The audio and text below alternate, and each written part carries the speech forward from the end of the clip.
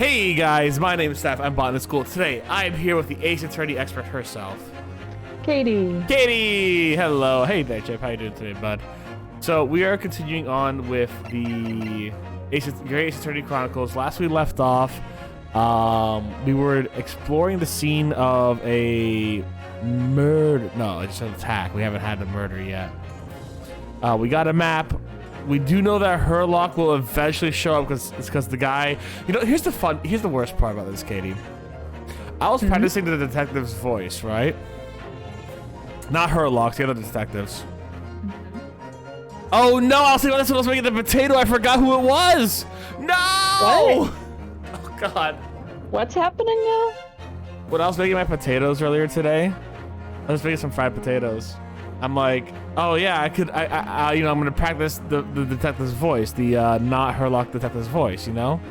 And then I realized, oh my god, I made it sound like someone, but I'm like, who is this someone? It's someone like completely unrelated to Ace Attorney in every single way, shape and or form. I don't remember who it is, and I feel like you would have had a hoot laughing at it, but I don't remember who it is anymore. So like the joke is now lost, and I'm so sorry. Let me know if it comes back to you. I will. Oh Just god. eat some fish and chips, and whatever voice comes out will be.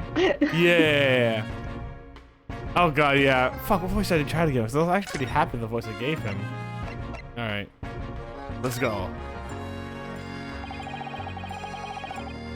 Oh, fuck. So I kind of gave him a voice like this, see? Yeah, I kind of going a little like this. All right, yeah. The twitchy Japanese bloke goes on trial tomorrow. Are you going to defend him or not? Well,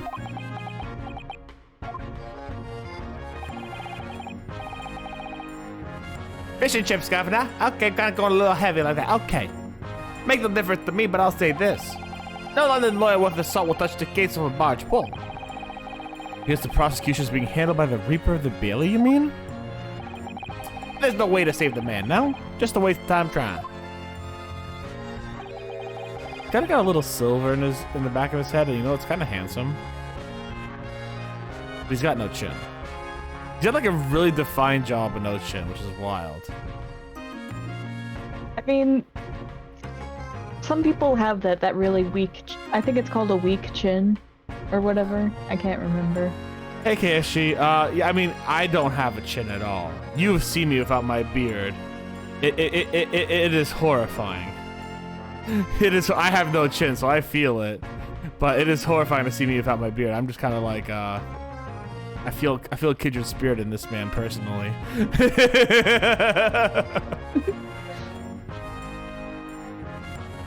Fish and chips, Governor. It's all a bit strange, though. Sorry? The Reaper. He hasn't appeared in court once for a good few years now. Yes, we did hear something to that effect. We're doing good, KSG. We're having a little fun with horrible, bad British accents. And the only people you try to bother were the ones, the real scum, the master criminals, the violent ones. Master criminals? The violent ones? That's right, he handpicks his victims, only deals with those guaranteed to go to the gallows for their sins. But Mr. Knotsman wouldn't hang off for what he's accused of, surely. That's just my point, Sunshine. Yeah, the young woman was stabbed but didn't kill her. Couldn't even say the attempt was there. God, I kind of want to fish and chips basket, newspaper now. I kind of just, I want to be munching on some fish and chips real quick. This isn't some sort of case I'd be expecting the Reaper to sink his teeth into, for want of a better phrase. Well, it's not exactly a minor infraction, is it? No, there's got to be more to it. Some reason he's taken an interest. Really? What sort of reason, Inspector? You think I can tell what's going on inside the head of that Lord of Darkness?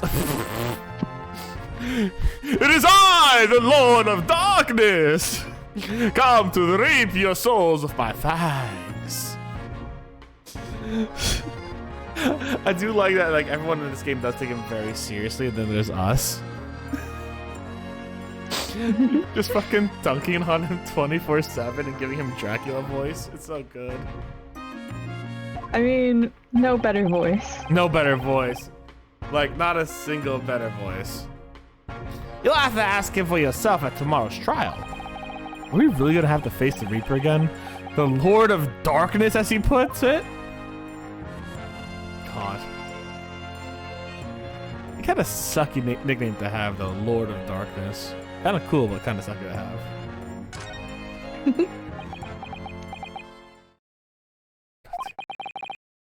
Who did you hear that name from? Oh, it was Mr. Natsume who mentioned it. He said Mr. Shlomes was with the police when they entered his lodging.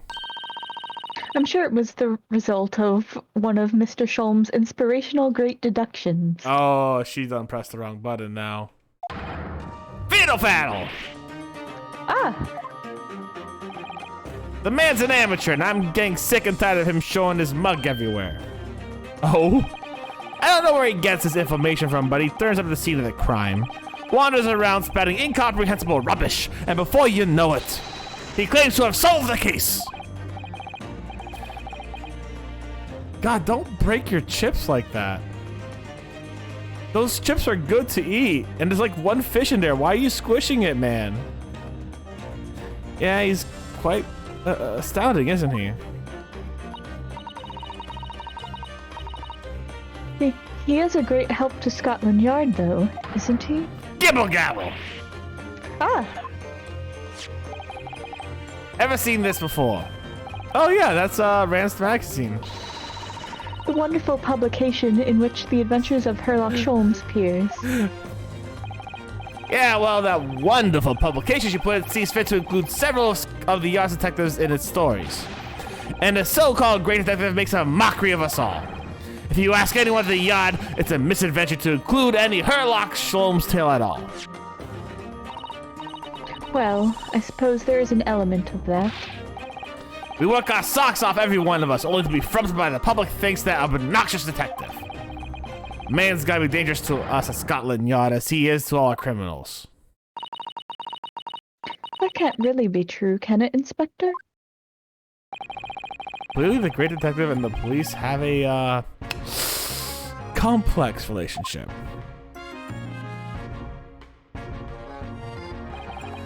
Well, I don't think we're going to get any more useful information out of the detective.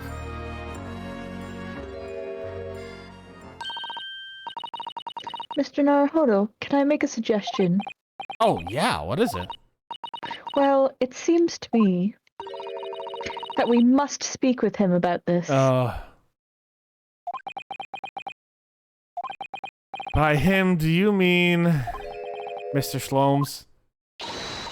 Yes, Mr. Sherlock Holmes, exactly. She's so excited. She's like the biggest fangirl, and I love He's her. absolutely wonderful, don't you know? Don't you know? Look at those shining eyes. You can't wait, can you? Amazing how the rose-tinted glasses have not fallen off. Not yet, not yet. In 2 whole games, they will never fall off. Well, Mr. Natsume did blame Mr. Shlomes for all this, didn't he? Yes, he did. He really did. Which makes him an involved party in the case. Are you just going to ignore that? I hope not. I assure you, it's not simply my selfish desire to meet with Mr. Sholmes again. The key word being simply. The trouble is, we have no idea what the man's address even. It's Baker Street. How do you know that? It's in the stories, of course. Why are you putting your actual address in the stories, Shlomes? For funsies. 221B Baker Street. The most famous address in the world. Is that actual address, though? I'm kind of curious. Oh, I see. That was his address in the books, but... Yeah, I like, you know, people have, like, there's actually, like, real addresses in fiction, so I'm wondering if that's, like, a real address. I wouldn't be surprised. I mean, Baker Street doesn't seem like it's that rare of a street. It seems like a reasonable name. Oops. It's like a reasonable name to have for like a street. I think it's a reasonable name to have for a street, honestly. Excuse me. We better try to find our way there before Susato-san gets any more excited and unpredictable. Hurrah! I'll summon a carriage. It's like a fucking spell. So we have a reunion already with the great detective, Mr. Herlock Sholmes. He's just like, what did I just tell you?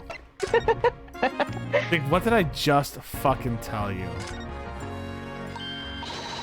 Oh, that's a Scotland Yard carriage. They use vehicles like that to rush to crime scenes and cart away criminals. I think the Muffin Man lives on Baker Street. Does he, Ethno? Wait. No, he lives on Drury Lane, doesn't he? Do you know the Muffin Man, the Muffin Man, the Muffin Man? Do you know the Muffin Man? That's all I know of the song, actually. It's like Drury Lane, I thought it was. I do appreciate the pun. That's what they want you to think, Ethno says. How you doing, bud? You're very well informed, aren't you? It's long been a dream of mine to ride one of those through the streets of London. So, out of curiosity, would we say that Susato's kind of like... A simp? Yes. Well, yes, but also like, you know, like those tourists who just get way too into it, where it's like, you know, someone goes to Japan and they're like, oh my god, it's Akihabara, I have to go do everything there, or like... They have reverse weebs. Yeah, those exist. Is she a reverse weeb? I don't remember what they're called, but... Oh, what is it? Is she a reverse weeb, is my question. Oh, I thought you knew... I don't remember what the actual name of it, but, I mean, she's just very enchanted by, the adventures of Herlock Sholmes. So yeah. Anything depicted therein is, like, a fantasy. So, okay, so she's just a huge simp, alright. She's just a huge simp. I'm doing good, playing Outwild. Bloom Doom, yes you are, Bloom Doom. How about yourself? We're doing fantastic. We are having a fantastic time. Well, just pick up a stone and throw it through one of the windows, then! That would mean being arrested in order to ride it. Wouldn't it? Still, if it's the only way, help me find a good stone. Wait! No, I wasn't serious! God, same hat. What a delightful snowman. I didn't realize English had a tradition of making snowmen as well. It looks a little creepy, though. Oh, it has a scarf. Look. You'd need one if you were out there freezing cold all the time. I wish I had one. I'm afraid our budget is somewhat frozen at the moment, too. We certainly can't afford a scarf. Surely the snowman here wouldn't miss his. But the person who made the snowman certainly would. I wasn't saying it out loud! Yeah, I know, you're right. Anyway, even if I borrowed it, it wouldn't do much to warm my neck, would it? It's covered in snow. I probably would have to know. Like, I have seen that game, and I have heavily considered playing it. I just got lazy and didn't buy it. That's one of the officers from Scotland Yard, the people that are making sure the crime scene is undisturbed. I have a feeling that if we wander too close, we'll be clapped in irons. I think perhaps you're being a little overcautious. We've done nothing wrong, so we have no cause for concern. Oh, I'm not getting caught out again. Twice is enough. Twice I found myself in handcuffs despite not knowing a thing about what was going on. Yes, you've had some dreadful experiences. I'm sure it's that wide-eyed look of panic you're so prone to. It does you no favors at all. It doesn't. It does him not a single goddamn favor. I've investigated thoroughly, but I can't find anything out of place. Oh, how do I change? I don't remember what button it is. Because I didn't play on PC, so I don't know. There we go. That's a rather typical brick building, isn't it? I'm sure it has a long and interesting history. Well, time certainly seems to have taken its toll on the place. It's crooked and slacking all over. It kind of is, yeah. In fact, it's decidedly worse shape than the other houses around here. We must find some cheap lodgings ourselves as soon as possible. Yeah, you're right. Cheap, but ideally within reasonably level floors. Point. That's a bent bike. Oh, a British bicycle, look. Wait, what's the difference between a British bicycle and a Japanese bicycle? Hold on. Well, one's in Britain. Okay, fair enough. Although the wheel is so misshapen, I'm sure it couldn't possibly be ridden anymore. Someone must have been doing some breakneck cycling. Seems bicycles have become extremely popular in London recently. There's even a movement to change women's dress to allow them to ride it as well. Bicycle fad won't last. I don't see why anyone would ride something like that. Goodness, do you dislike bicycles? No, not at all. I mean, it's not that I dislike them exactly. It's just that any occupation that involves taking both your feet off from ground seems reckless. If you ever tried walking on stilts and falling into a river, I know you'd agree with me.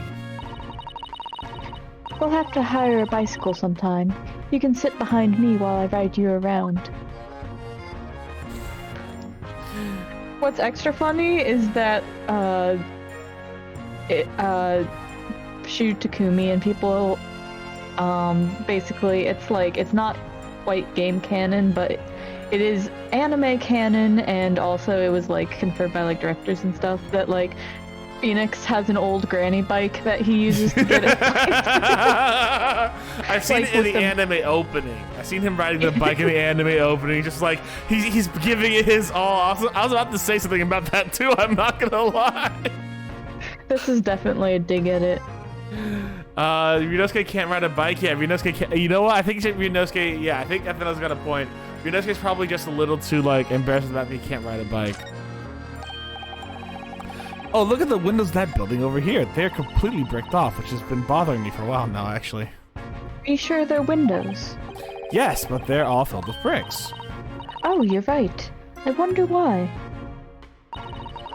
Perhaps it's an empty property where nobody lives at the moment. Why would you fill it with bricks? There's smoke coming from the chimneys, though. Oh dear, everything still feels very foreign. There's so much we have to learn about this place. Like how not to get carbon monoxide poisoning or some shit. Wait, what's this? What's funny is hashtag spoilers, but we get into that later. Carbon monoxide poisoning? No, why the windows are bricked up. Oh yeah, that's fair. I meant to Google whether or not it's an actual historical fact. It sounds correct, but I haven't looked into it, so remind me to do that later. If Elijah jumps in, we'll ask him to. I'll say this, as a fun little fact, I was watching a TV show called The Midwife. Or something of The Midwife, right? Call The Midwife. It's a show of 1950s London where it follows the life of a midwife, right? And it's a very hard show to watch if you're not used to these kinds of like really serious talks about pregnancy, birth, etc., and the suffering that a lot of people went through, not just through pregnancy and birth and what have you, but through medical diseases in London in the 50s and what have you. And it can be a very light and fun show, but it's also a very, realistic and kind of gritty show, showing like how bad some of the policies were in London at the time, etc., etc., etc. But I just remember like bicycles were still being used all the time. The nuns who were part of who were the midwives had like dozens of bikes, and they're all riding the bikes everywhere, and it's just really funny. I was just kind of like, the first thing I saw when they're like, "Oh, that bike thing's not gonna last," I'm like, call the midwife says not, says it will, like, and yeah. London's made for carriages, not really cars, So like cars are a new addition to the thing comparatively. Bikes and walking and carriages are much more sustainable typically. Like that's what it's built for. Same thing with Raleigh. Raleigh was not like Raleigh, North Carolina. Raleigh was not built for heavy car populations. It was built for whatever came before cars. So, you know, it's not like great for cars. It's not great for heavy car stuff. It sucks for cars. And you have to remodel a lot of streets and shit around here too. Anyways. The clouds look so big and heavy in the sky, don't they? And the dense fog as well, everything looks hazy. Well, it is known as Foggy London Town. I can just make out some sort of spire in the fog. It looks like it's still being built though. Aha, yes, that must be the Crystal Tower, being built for the great exhibition that's to open in 6 months' time. Is that an actual thing? I mean, I know they had, like, world fairs and stuff, but I haven't looked up the great exhibition. Because, like, that's the thing about, like, this is, like, alternative history, so, like, some things are, like, kind of accurate and Japan and Fornica will exist in this world soon. It's hard for me to figure out what's what. Yeah, because like Japan and Fornica will exist here. Japan and Fornica will not exist here. It'll exist in like 200 years. Apparently, it's going to be very striking, glazed on all sides, and the symbolic centerpiece of the exhibition. Is that going to be our last case, solving a murder in there? No, not our last case. Oh, okay, great. Not the last case of this. I meant last case of this game, not the last case of both games. It's got to be the largest it's got to be the largest exposition in history, is it? I can't even begin to imagine it. I think we pretty much looked at everything here. I don't see any fun little references either. Unless it's like a Robin Williams reference, which I don't know, random one to put in there. There are piles of stone on the pavement here and there, but the road itself is covered in carriage tracks. It seems carriages often travel down Briar Road. It soon disperses all the snow. I slipped over when I was walking on the pavement earlier. It seems like it would have been far safer to walk on the road instead. Oh, but you're rather small, Mr. Naruhodo, and dressed in all black. I worry a coachman might not see you, and you could be flattened by horses. God! Well, thank you for the rather small concern. That's brutal. Is he like canonically kind of short? Is he a short king? Check his profile. Oh, does it say his height in his profile?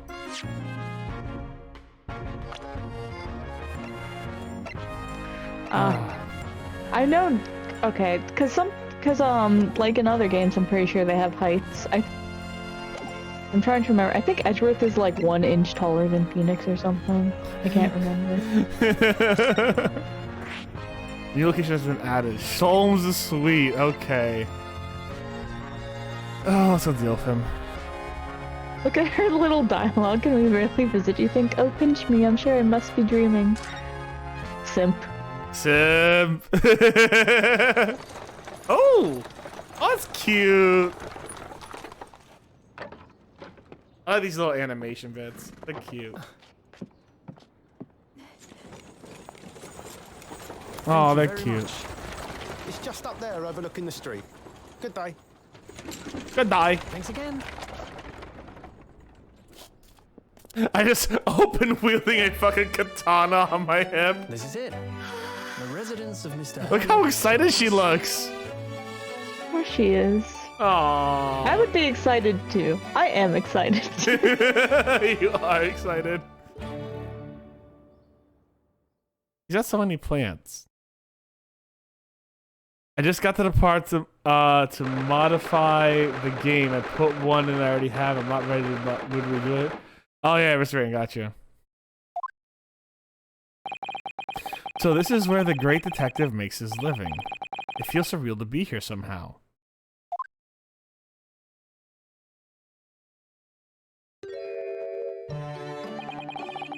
That's described in the story. Is it as described as in the stories, Mr. Sato? Susato-san? Many, many famous cases have been solved here, in this very room.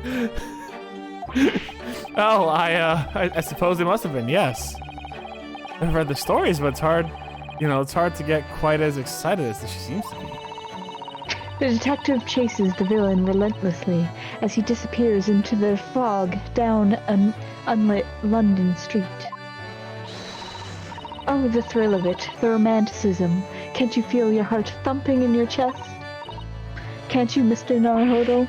Oh, I suppose I can, yes. So, if you don't mind, I'll just stand here and soak up the atmosphere for a while longer. Please, don't mind me. She's obsessed. Well, it looks like our detective friend isn't home at present. Excuse me, is anyone home? We go to that later, Chip. Oh, do we have a visitor? You're back! I knew you were related to Shlomes! Hello. Is it a big new case for Mr. Sholmes? Hello? Wait. Aren't you... Oh, how rude of me. I'll go make some tea at once. I'm sure it's the same girl. Mr. Sato, did you see that girl who was just here?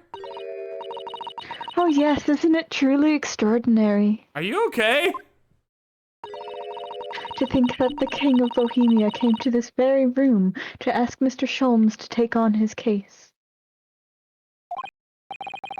We'll do, Chip. The King of Bowaria? King Wilhelm? You got this, Of you got course. this, you got this, you got this! King Wilhelm Gottreich Sigismund von Ormstein, of course. Sorry, I am drawing a blank. We got the adventures of Herlock Shlomes for a moment. Look over there. The tea is brewed, and I have a freshly baked cake as well. Ooh. Ah, it's you. I knew it, Susato recognizes her too.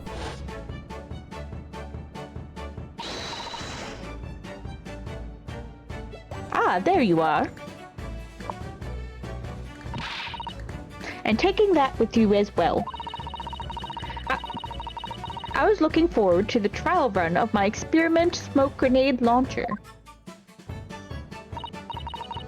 Oh, good day to you. I'm, well, the inventor, I suppose, of that machine. It's a ghost from at the end of Mr. McGilded's trial at the defendant's antechamber. I've never met a lawyer from the Far East before. Poor you having to get straight to work when you've only just arrived in London. Oh, yeah, it was challenging. Well, try this tea. It's my special blend, you know. Oh, thank you. Is he supposed to look this color? Oh my, what a fragrant yet mellow flavor. Hooray! It's a winner! I tried blending different leaves designed to alleviate fatigue, you see. Ooh. You must be exhausted after your long voyage here, and you have another ticklish trial tomorrow. Oh, and you're to defend a Japanese man. I do wish you lots and lots of luck.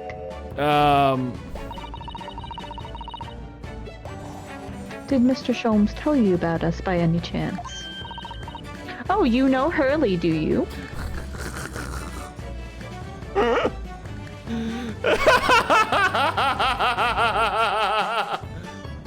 Oh, that's just such a funny nickname for him. Hurley? Mr. Slomes to you, Shirley? Mr. Sholmes was a fellow passenger on the boat that brought us to Great Britain, you see. Was he really? Well, I had no idea. I'm afraid Hurley's out on an errand again today, even though he's just returned from overseas. Wait a minute. We met this girl for the first time ever yesterday after the trial, and only briefly at that. How on earth does she know so much about us? Did she deduce all those things, do you think? And perhaps more to the point, why is she here in Mr. Sholmes' suite? Alright, this is either Shlom's daughter, which would make no sense. This man doesn't have any kind of romantic involvement with anyone. It's 100% impossible. This man cannot be romanced and or romancing with anyone. This dude is asexual representation like no tomorrow. Sure.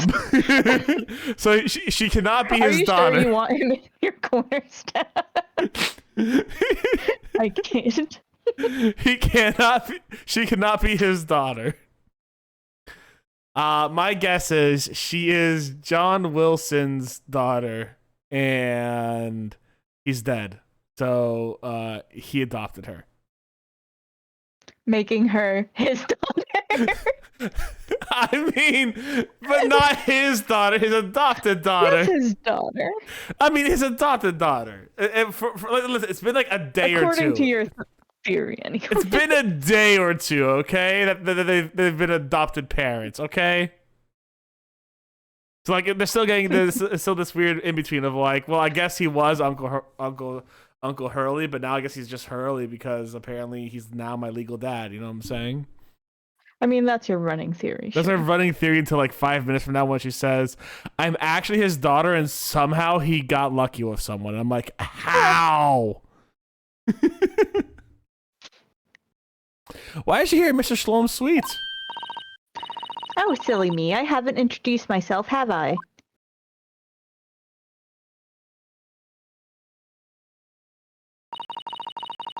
It's a great pleasure to meet you both. My name is Iris Wilson. Told you! Oh, $10 into Steph Court, baby. Let's go. I live here together with Hurley. Ah, Iris, is it? What a lovely name. What? What's the matter? No, wait. This can't be. Did you say that your name is Wilson? What's the matter with Susato-san? Why is she so flustered all of a sudden? Yes, that's right. And what are your names? Oh, I'm Ryunosuke Naruhodo, a lawyer from Japan. Oh, sorry. I'm Mr. Naruhodo's judicial assistant, Susato Miko Toba. It's wonderful to meet you. Lovely. Susie and Runo. Got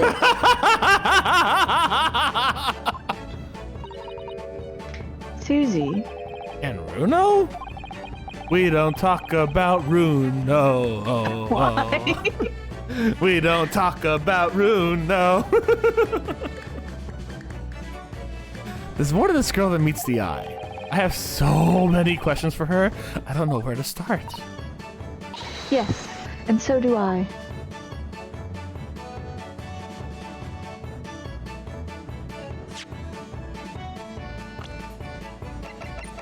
Present our man. Green medicine and is an author of a popular oh my god, wait.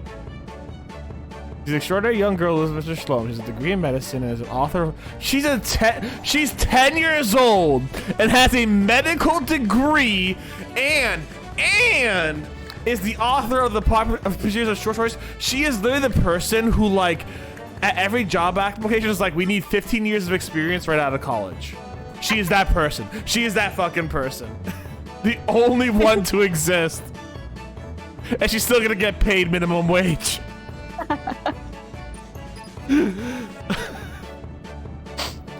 Oh, Jesus. So I'm just saying I did nail on the head. I did nail on the head. All I'm saying there, Katie. It was you that we ran into yesterday, wasn't it? At the Old Bailey. Yes, that's right. You were ever so helpful. Thank you so much.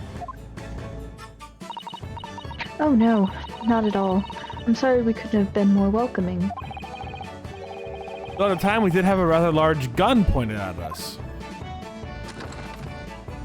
Oh, not again! Like this. Ah, thinking back now, you left with Miss Lestrade in tow, didn't you? Oh yeah, that awkward witness, Gina Lestrade. Oh, Ginny? Yes, she's a professional pickpocket. So we found out, yeah.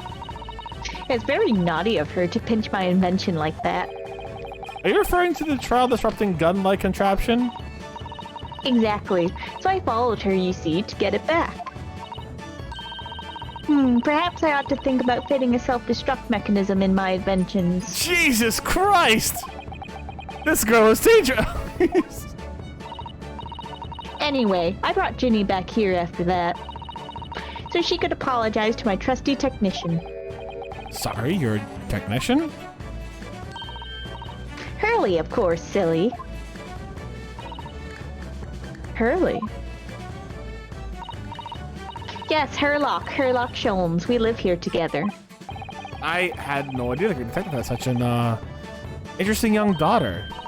Daughter? Not likely. What? I wouldn't call him Hurley if he was my father, now would I? I got popcorn and tea, nice chip.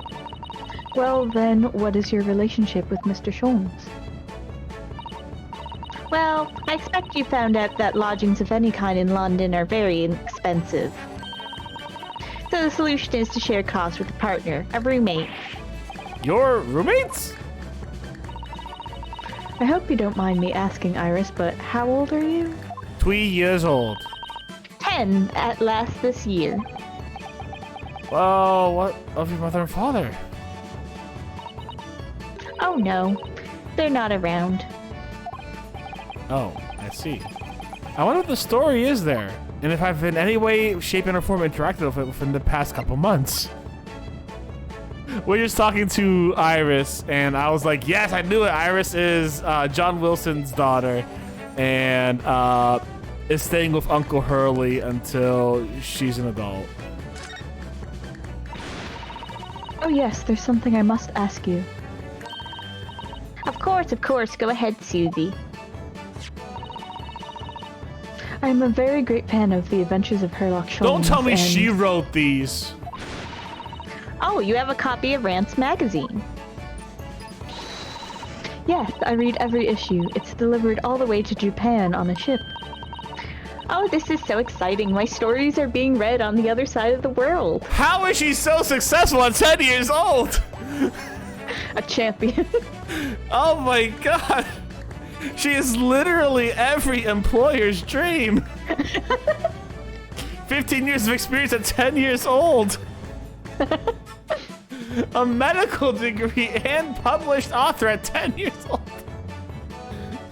What a champ.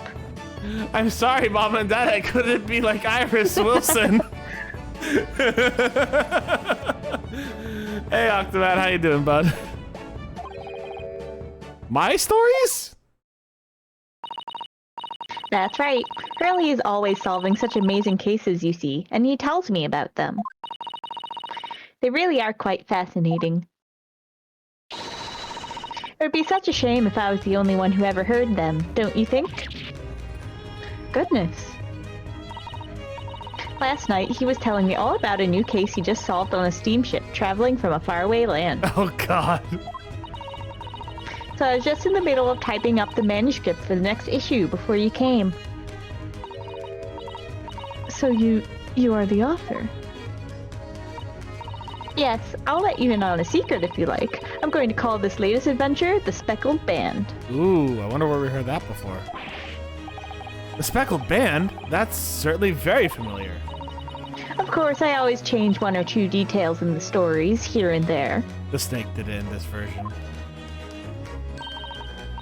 This time, I had the idea of making a venomous snake be the cause of all the trouble. Yes, let's go! High five, Steph. I'm so on point with this. Oh, that was Mr. Shlom's first thought as well, actually. Yes, and of course I know that a snake might not be a credible fic for the facts of the case exactly, but... it's a story. Some poetic license is justified to make it more thrilling, I think, don't you? So, do you mean to say... are the stories about Mr. Sholmes that are published in Rance magazine... His crazy delusions that didn't end up becoming true, but Wilson had to redirect? all written by me, yes, on my wonderful and very modern typewriter. Playing 2 Monsters Monster Hunter Rise, let's go! But all the stories I've ever read are written by a doctor of medicine, Dr. H. Wilson. Susato's getting more and more worked up. Ah, yes, that's me. I mean, my name really is Wilson. But what about the doctor of medicine part? That's all true too. I am a doctor of medicine. No, at 10 years old? At 10 years old. Well, that's quite incredible. But, Dr. Wilson is an English gentleman. Ah, yes. I did alter the setting slightly for the stories to be more compelling. Oh. Well, it sounds a little strange, doesn't it? A great detective with a 10-year-old girl in tow.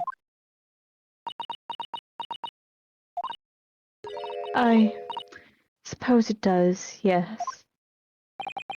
Poor Susato-san. She looks like her whole world is just falling apart. We also did just solve John H. Wilson's murder, Susato. Like, she could be pulling your chain a bit.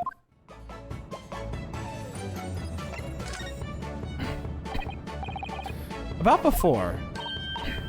Yes, yes. What's on your mind, Bruno? Do tell me. How did you know I was a lawyer and we just arrived in London, I mean? Yes. Oh, and that we have a difficult trial tomorrow. How did you know all of that? Oh, that's what you mean. Please tell us how you did it. Explain every detail. Of course, I'd be delighted, although there's really no mystery. Now, let's begin. Oh, are we gonna dance with her now? Iris Wilson is proud to present her Logic and Reasoning Spectacular. Let's go!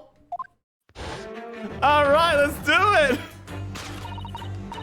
First of all, I already knew that you were a lawyer, Bruno. After all, I met you yesterday at the Old Bailey in the defendant's antechamber. But you also said that we'd only just arrived in London. How'd you know that? I observed a passport and a travel ticket protruding from your breast pocket. Oh, damn. Oh! So I was reasonably confident that you must have only just arrived in the country. And on top of that, you accepted a case against that particular prosecutor, telling me you're unaware of London's court affairs. The Reaper of the Bailey, I walked into that one, didn't I? Then I noticed a red ink stamp on the back of Susie's hand. Oh, God. You were given that when you visited the local prison to meet with a suspect, weren't you? Earlier today. Ah. They use those stamps to keep a close eye on comings and goings, you see. I didn't realize.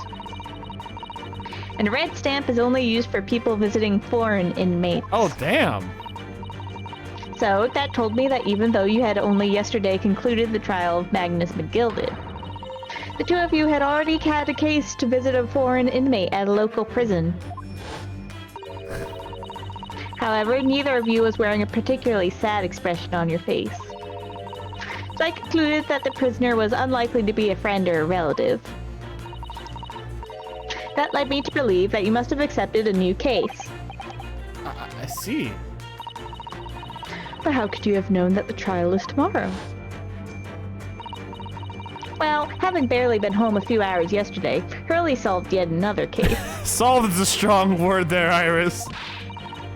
It obviously amused him. He told me that he'd caught a Japanese man who was bawling and trembling. Japanese man? Well, clearly that must have been Mr. Natsume. Oh. Now, Bruno has that fancy Japanese sword. And I think your outfit is called a kimono, isn't it, Susie?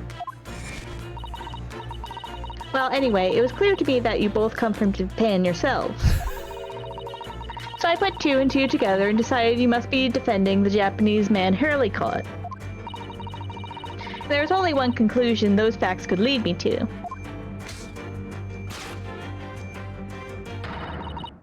Both came here to ask Hurley about the case. Fair enough. There's a note on the mantelpiece that says the man's trial will be tomorrow. Hurley's always stabbing his notes with a knife, you know. He is silly.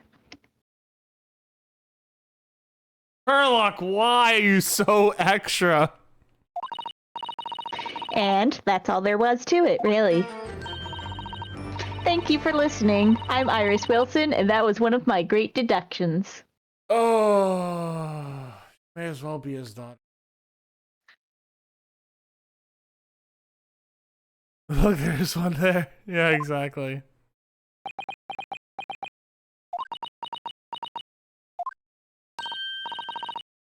Well, was it a winner? Were my deductions correct? Yeah. They were spot on. That was amazing, Iris. Truly a great deduction. You managed to certain something of Mr. Shlom's delivery. Oh well, I was just copying Hurley's style for that. Also, your eyes were fading in and out when you leaned back. It was spooky. Were they? I wasn't paying attention. I'm not on Twitch right now. Yeah, that's so. fair. No, I have a glare in these glasses. These are my only these are my at-home glasses. They don't have anti-glare. These are my work glasses. They have anti-glare, but they're also scratched up like no tomorrow. So I don't like wearing them at home. Don't wear them at home. Just wear these, even though they're not anti-glare. So you guys do get an unfortunate level of glare in these glasses. I do need it. Anti-glare. Whatever. Can I deal with this? No, not here. I can't. I can deal with this at work because work has. I do. Like these glasses are so scratched up. It's ridiculous, y'all. Like you can see the scratches on the computer screen right now, probably. Anyways, I've been using these glasses for years. I need to get new glasses, actually. That's just I need to get new glasses. Anyways. This is really very good news. You could tell us all about the case involving the Japanese man. You will, won't you, Iris? Please.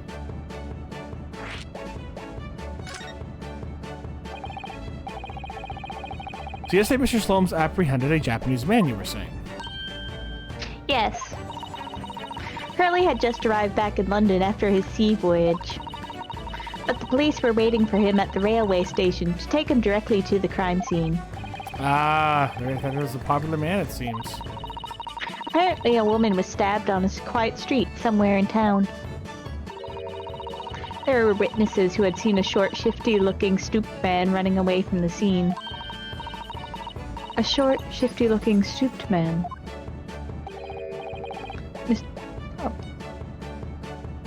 Mr. Natsume, beyond any doubt.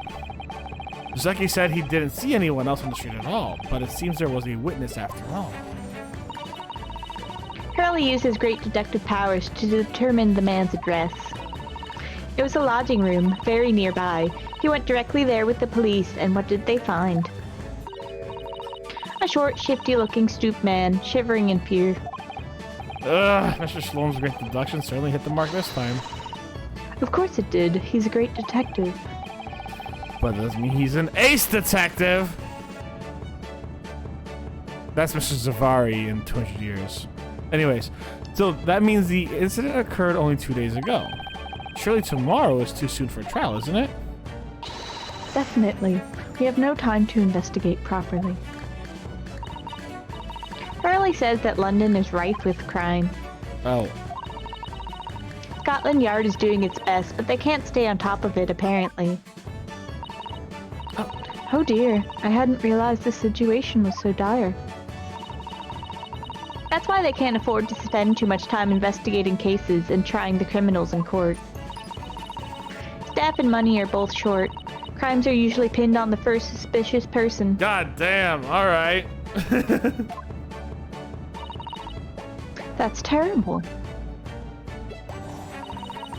I suppose it's the harsh reality of the workings of the world's greatest justice system. Is that truly the world's greatest justice system if they just pin it on the first? I suppose it is, but in that case, Don't hold it out much hope for Soseki-san.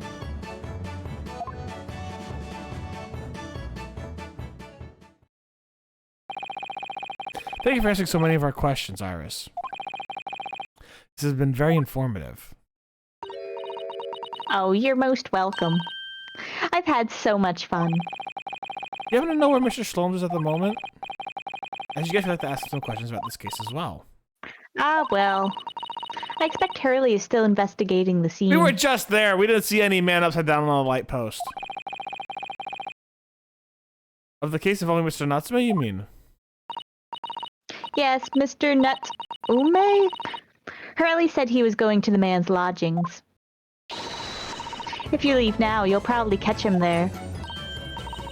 Iris, do you know where those lodgings are? Well, I imagine the police are still investigating the scene of the crime themselves, aren't they? Did you happen to come across a detective by the name of Gregson when you were there? Ah, yeah, we know Inspector Gregson. Ah, goody. In that case... Give Gregsy this for me, won't you? If you do that, I'm sure he'll tell you what you want to know. What is this? A 5-shilling piece and a postcard, it seems. Not hanging on the lamppost, but on a beam in the house. Great. So, in other words, we're bribing Gregson. It reads, "Tell the gentleman in black whatever he wants to know. I trust that won't be a problem." Gosh, this will make the inspector help us, will it? Well, thank you, Iris. We'll give it a try.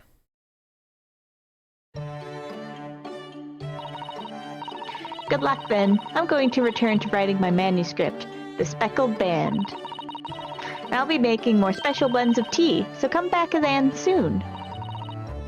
We'd be delighted. Thank you so much, Iris. Well, Mr. Naruhodo, it's back to the scene of the crime. Yay. So, somewhat dubious that they would exert any influence over the men of Scotland. So, somewhat dubious that they would exert any influence over the men of Scotland Yard at all. We have headed back to the scene of the crime with Iris' curious note and one of the world's heaviest silver coins in hand. Oh, so I didn't even get a chance to examine the room. Nope. The weather's fine. It's a little chilly, but it's not too bad, honestly.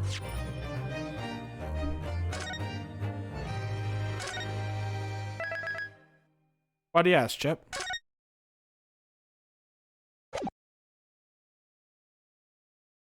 Alright, here's what we're gonna do. I'm gonna take a quick restroom break. I need to use the restroom. Katie is, I'm assuming, also gonna do a quick break because Yeah. I say so now. So we're gonna be back in about a few minutes. We'll see you guys then, alright? See you guys then. Bye.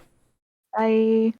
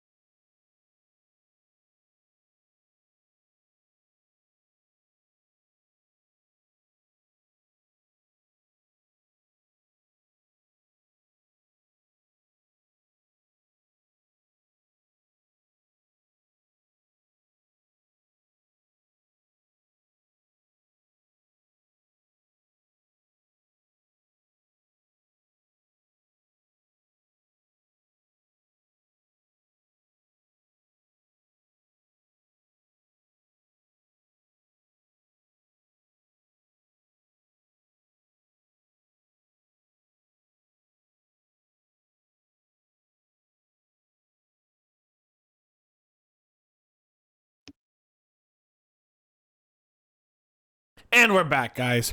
It is a snowman stream. The snowman did a great job. Thank you, snowman, for God's work.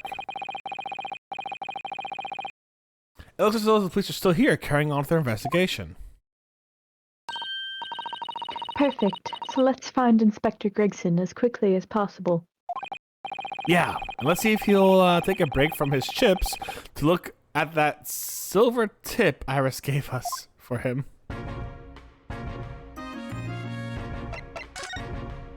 Thank you, Ethano. We now have to pay the snowman for his work, 100%. Oh, I should have, hold on, wait. I should have inspected it, hold on.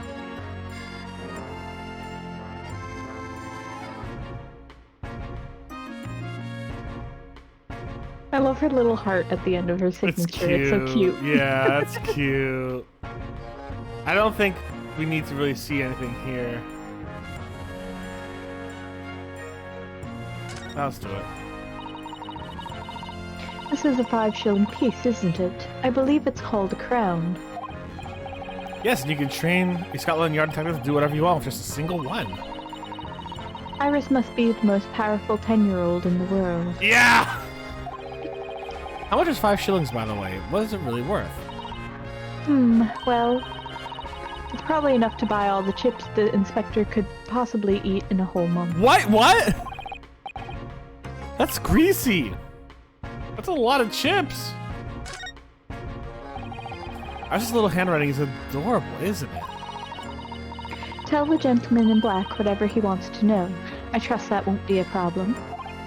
Yeah, the handwriting might be adorable, but the message is ominous. There's no room for sentiment there. I'm sure it's simply the way you're interpreting it, Mr. Naruhodl.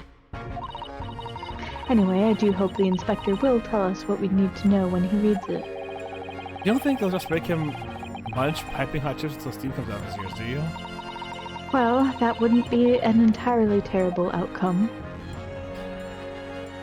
Like in between the paper, like it's a secret second paper that has a knife in it, just like, you better tell him everything they need to know. Inside there, if you take out the shilling, a gun pops.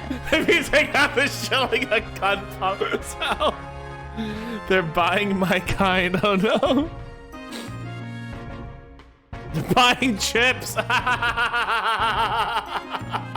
just got it. Do you have a moment? I'm sorry to say I don't. I'm a very busy man. Too much busy talking to a pair of foreign guideabouts, that's for sure. We have these for you. A present from Miss Iris Wilson. What? For me? From her ladyship? What? Her ladyship? Give that here at once. Come on, hand it over. That's for me. Don't wait for me to give it to you, will you? I did. It took me a second. What was that coin exactly? It's a silver crown, obviously, but it's a lot more than that. It's, well, it's an appearance fee. That's what it is. An appearance fee? Oh, I see. You mean... That's right, for the adventures of Herlock Sholmes. Her ladyship always offers me a little financial reward for featuring me every time. Yes, of course. I know all about your exploits, Inspector. I read them avidly. Of course! Her using my name without my say, so it does make me a bit of unpleasant jokes, but still. I'm sorry, Inspector, that must be difficult for you. Never you mind that. So, what did you want to know then, eh? Sorry? Tell a gentleman in black whatever he wants to know. I trust it won't be a problem. Well, obviously it's not a problem. Go on, fire. What did you want to know? Well, if you wouldn't mind, Inspector. The crown. We'd very much like to know the address of Mr. Natsume's lodgings.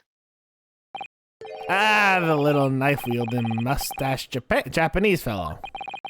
He lives in the right hovel just over there, look. Oh. On the first floor of the house, on the corner where the wrecked bicycle popped up. That is nearby indeed. Let me tell you my great deduction, young one. I saw footprints from where the stabbed woman was to the door over here, and as such, I have made my clear and clever Herlock Shlom's deduction by following footprints. Well, what would that say about Scotland Yard if they didn't pick up on that? Damn, that's a good fucking point, isn't it?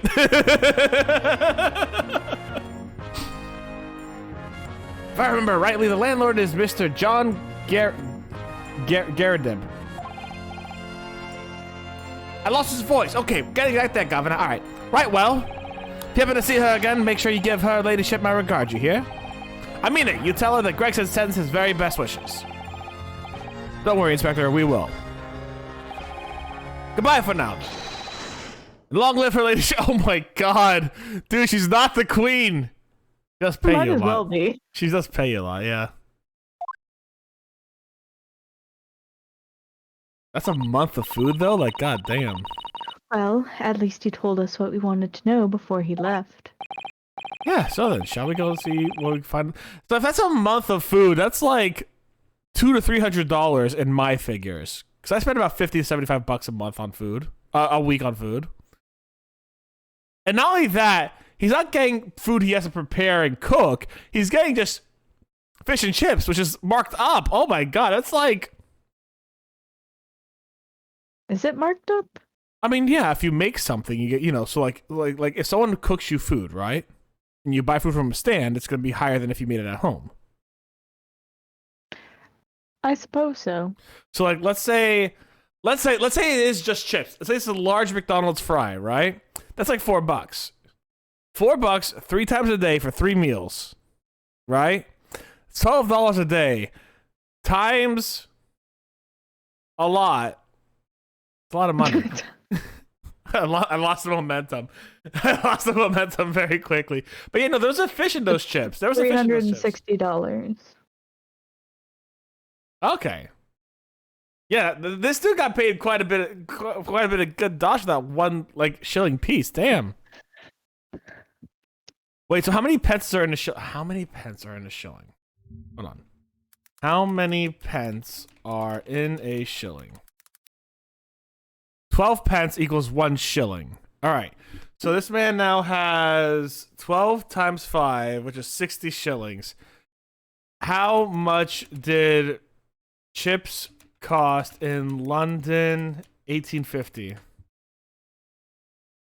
Chipping away at the history of fish and chips. Okay, BBC.com, tell me what's happening.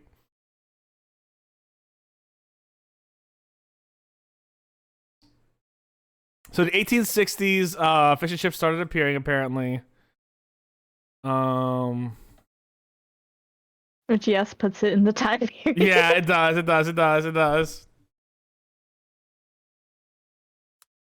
Cost of fish and chips, 1860.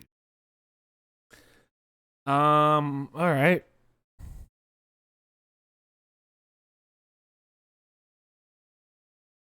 It's not saying the cost.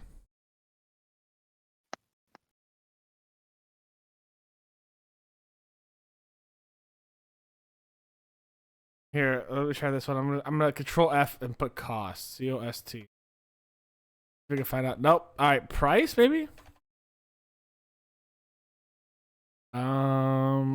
Price. Was there anything smaller than a pence? Maybe. I don't know money. Okay. Anyways, let's continue on with this before I get too. Definitely. That is really close.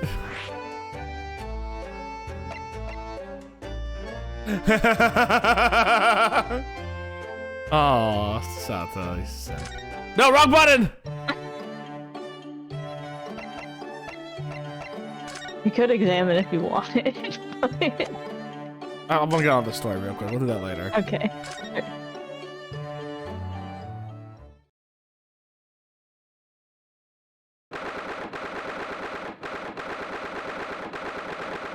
Oh, God, okay. There's a cannon in here. What? May I help you? Ah, yes. Would this be the residence of Mr. John Garadeb? Indeed it would, sir. And who may I say is calling? My name is Ryosuke Naruhodo. I'm, Mr. Naruhodo is representing Mr. Soseki Natsume. I believe he takes lodging here. Good. We would very much like to ask him some questions about our client. One moment, please. I shall convey the message to Mr. Garabdeb. That's one hell of a name. Did you see that, Mrs. Sato? That was a real-life English maid. I know. As I understand it, anyone of standing in English society employs a number of household staff. I wonder what will happen in 200 years in Japan if that will take off. That was the first time I've ever seen one in the flesh. Oh, the stage just keeps getting better. The funniest thing is I've only seen a maid in the flesh in Japan, actually. My goodness. I didn't go into a maid cafe because I was on my own. If I had been with friends, I would have gone to the maid cafe. Alright, so I went to Japan in 2015. And I went to Akihabara. And I wanted to go to a maid cafe just to experience it, but I'm like, I can't go to a maid cafe on my own because that just doesn't feel right. Like, that doesn't feel like something a guy on his own should do. So, like, if I had a friend, I would have totally gone.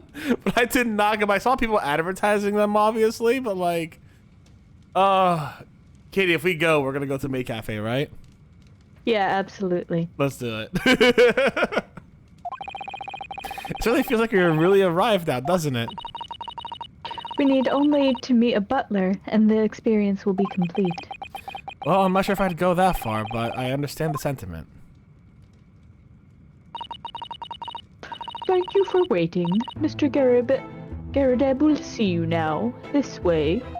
Go in your maid outfit. I can go. All right, I am a maid. I have the maid outfit. Forgot about that. Wow, showing up the people at their own job. I know. Oh my god, this guy looks like a fucking moon. He looks like that. He looks like that fucking Pokemon.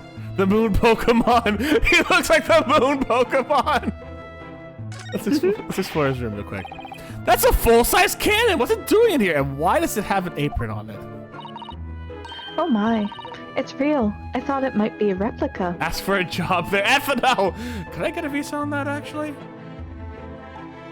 Maybe. Who knows? Fuck, I didn't think I had to actually speak him. Can I go like a bar humbug kind of? No. Ugh. Kind of a snooty voice. Yeah, I think something a little like this. That old thing? It's a mirror. That's little more than a toy. Sorry. The army was sucking it off when I retired, so I decided to give it a new home. Never know when the enemy might attack next. Jolly useful to have a cannon about the house. Oh my god, this is American. Really, isn't it overkill? Be prepared, I always say. You never know what this twisted world's gonna throw at you next, boy. Do you think there may be trouble brewing, Mr. Garadeb? Always is. Take Joan here. Never fails to clean an apron in reserve. Dries them over the barrel, you see. They dry very well on the cannon over there, Joan tells me, which rather proves my point, I feel. They're reduced to a drying rack. No wonder the huge cannon looks like it's hanging its head in shame. Okay, looks like we should just get... Good day to you. John Garabed at your service. Pleased to meet you, sir. This is Ryonosuke Naruhodo. He's a defense lawyer. Do excuse me not getting up. Took a shot to the knee a few years back in the Battle of Maywand, don't you know? I was a defense lawyer like you before I took a shot to the knee. Earned a medal for my pains, but I had to withdraw from the service. Handed over the reins to the up-and-comings. So he's a retired soldier. It's a hell of a job getting up and down the stairs now, I can tell you. Don't get out much, as you can imagine. Yeah, and it's quite the climb here to the second floor, isn't it? I was panting at the top of the stairs. You really must take more exercise, Mr. Naruhodo. What is his haircut? He's gonna stab someone with that thing. Do you think so? Well, Mr. Garadeb, no doubt you were very courageous to earn yourself a medal. Oh, it was nothing. Medal's just fool rod, really. Wouldn't like to offend the general, though, so grudgingly I displayed on the wall. Why don't you fetch it down, Joe? Let these good people see it properly. That's pouring more tea. Oh!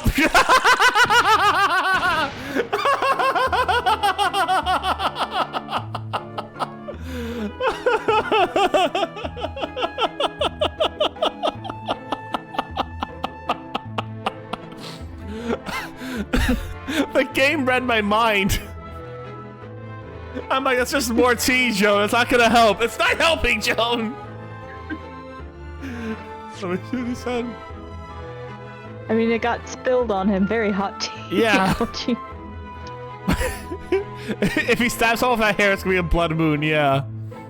Why don't you fetch it down, Joan? Let these good people see it properly. Joan, fetch the... Ah! Dash it, woman! Be careful! Oh dear me, I do beg your pardon, sir. You jolly near took off the skin on my hands. I shall be more careful, sir. So anyway, there you have it, living the quiet life now.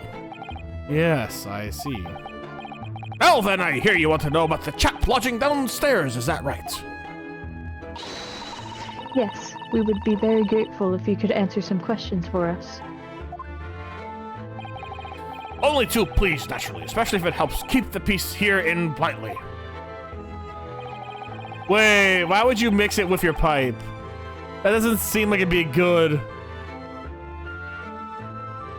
Well, he only has two hands, Steph. Yeah, but like, I don't imagine the tobacco. Ugh. I'm actually kind of retching, I'm not gonna lie. Ugh. Oh, that actually makes my stomach feel really bad. We forged the lines of the... Just end that thing. No, okay, it doesn't end. Okay, so this is the case very much. Just end this animation, please. Oh, is it? Just end this. Thank you. Oh my god, animation legitimately bothered me. He was sloshed back to the place, so there. It's called balance, Chip. He's got balance. Even had some famous detective poking around, you know. In this old house, would you believe? Yes, Mr. Herlock Sholmes. Could have been. Didn't catch the chap stain. Not really my cup of tea, all that detective business. Oh, but you have a copy of Rant's magazine here, so... No, This one single shot bullet. Anyway, the chap's investigating the foreigner's room as we speak. So he's in Soseki-san's room. It's a bully nonsense, is what it is. The whole neighborhood's switching its curtains now. I don't like all the fuss. It's jolly unsettling. Please never do that animation again. About Mr. Natsume then, Mr. Garadeb. Please do tell us. Ah, yes, the Japanese chap. Only been lodging here for a week. Wow, this 1 week? Oh, wow, okay. Just 1 week. Like, why? Why am I so in... this game... Alright. This happened a few times back with Ace Attorney, the original trilogy. It's happening all the time with this one. You are become the Naruhodo. I have become the Naruhodo. Like, it is honestly kind of scary how much I've just been, like, in his head and him in mine. They moved here very recently, then. I have 2 lodgers most of the time. One on the ground floor and one just below us. The first floor room, oh, he's gonna get burned again. Dash it, Joan, do be careful. Oh my goodness, I'm terribly sorry, sir. If you want to know my opinion, I thought he was a shady sort from the moment I set eyes on him. Oh, why? The answer response. So what I think is that they make you think the answer response that they made. Yeah, I mean that would make sense. That like it's a leading question that gets into a leading answer. Yeah. He seemed to have the most nervous disposition, always shaking and looking over his shoulder. The man's had shady written across his sweat-soaked brow, if you ask me. I said to myself, Joan, that man is trouble. Sooner or later, he's going to do something untoward. And I'm rarely wrong about anything. Except pouring tea. We'll be calling this maid as a witness, that's for sure. Ugh. Was there anything else that struck you as suspicious about the man at all? Yes, oh yes, there was. And she's dying to tell us.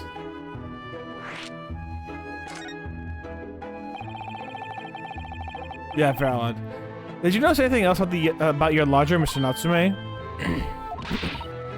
Oh my word, yes. The man was shadier than an orchard. Could you elaborate? I'll take the man's room. Absolutely stuffed full of books it is, more than anyone could ever read. And he never so much as passes the time of day with another living soul. Haven't seen a single visitor call. He just trots off to that old bookshop every single day, and comes back at 5 to light the gas fire. And the funny little man is up long past the time everyone else in the house has gone to bed, too. I really want to cut this guy's hair with a cool katana slice. Listen, I'm just saying, this man's living the life. He's reading, vibing, living the life, and he's somehow making money off this. Let him do his thing, man. Oh, I see. The gentleman on the ground floor goes to bed at around 9 each night. Ha, fucking nerd. But I've never known that Japanese fellow to retire any earlier than 2 in the morning. So like me. Ah.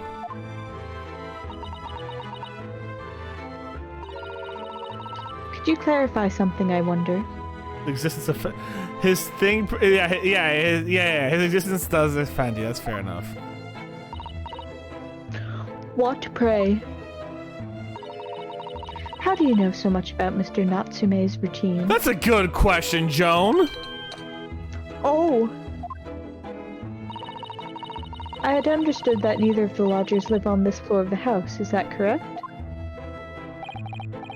That's right, yes, they're both below us, on the first floor and the street level. Then, how is it that you know so much about the lives of your lodgers? Precise times that they come back in the evening, for example. Even the times they go to bed.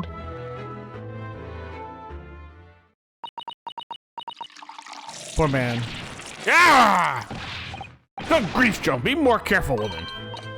Oh my goodness, sir, I'm terribly sorry, sir. Something doesn't add up here.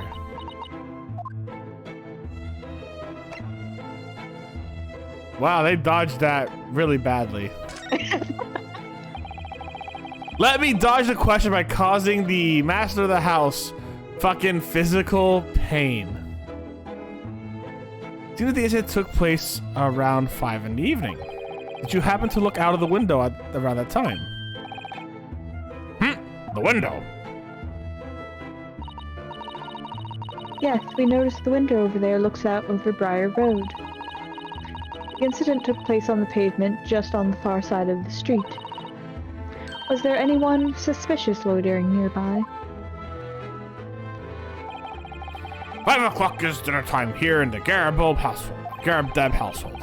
So I'm afraid I don't remember seeing anything. How about you, Joan? No, sir. It would have been dusk outside already at that hour. Joan's the murderer, I feel it. And with the fog as well, I think it would have been quite impossible to see the other side of the road. Joan's the murderer, I feel it. Oh, I see. Did you notice anything else out of the ordinary then? Such as? Anything at all, even if it seems unrelated. Well, yes? Was there something then? Well, it's nothing particularly significant, but around that time, so we... Ah! For the love of God, Joan, watch what you're doing. Oh dear me, what have I done? I'm awfully sorry, sir. It is definitely Joan. She's hiding shit by literally assaulting the master of the household. Do be more careful, woman. Of course, sir. If I may, Mr. Narrow Hollow. Oh, yes? I have an exceedingly good memory, and as far as I remember, nothing of any significance took place here at that hour. Nothing at all. Except for what Mr. Gardeb was about to share. Oh, really? Mr. Gardeb? The way you were talking before, it sounded rather like you there might have been. See? See? What is this woman doing? And she is the murderer! Joan Deschanel, what is the matter with you, woman? Begging your pardon, sir. Nothing happened. Yes, quite. Nothing happened. We sat down in a quiet, uneventful meal. Joan? That's right, Mr. Gardeb. She's sus as hell. I will tell you why she's doing that, but yeah, I'll find out on my own. I'll tell you, do not spoil. Just to get paid enough to care about his well-being, yeah. No spoilers. She's the murderer. What does it matter with these two? It sounds like something's happened here in this room on the evening of the incident. But what? I wish I knew.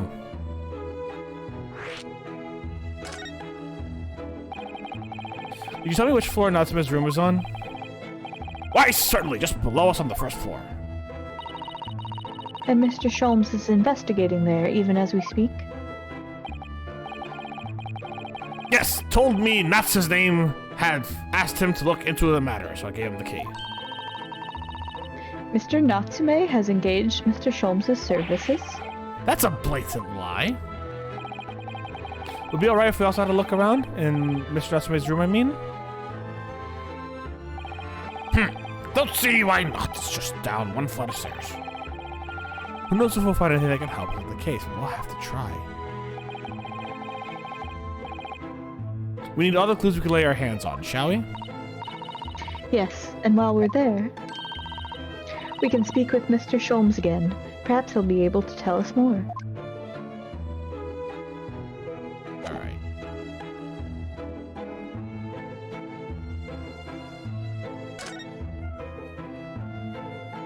A little sauce. Let's look at this one. She's gonna...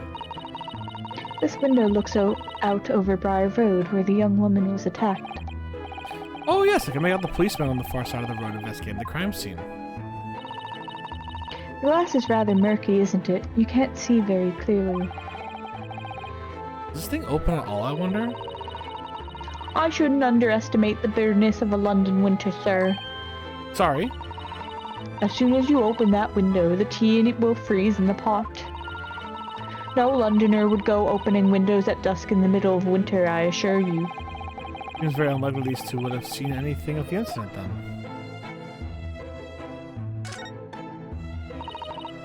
Look at that enormous screen. It must have been put there deliberately, surely. Yeah, it certainly seems like someone's trying to hide something from you. What could be behind it, I wonder? I'm going to have a very quick look. Just a little peek. Ahem, ahem. Maybe let's stop, Mr. Sato. I think the maid's gonna head us off with a cup of tea. Ahem. What is this? Okay, nothing. Yeah, okay.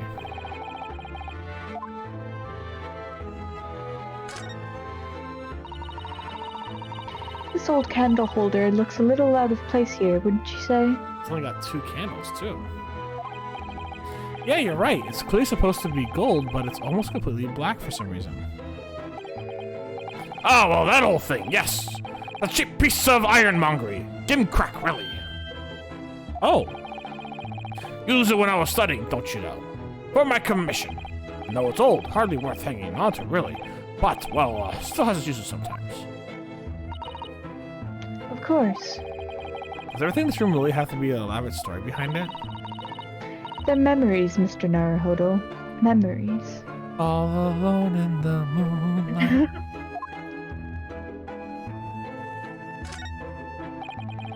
Look at this crockery on display here. It's rather unusual, isn't it? Oh my, a genuine London dresser. Isn't it delightful? Although the shelves seem to be broken and the crockery is... Oh dear, it's in pieces. It really is. The word cracked wouldn't do the Chinaware justice. Ah, I wonder. Perhaps the cannon was fired at it. Yeah, probably something like that. Let's not delve too deeply here.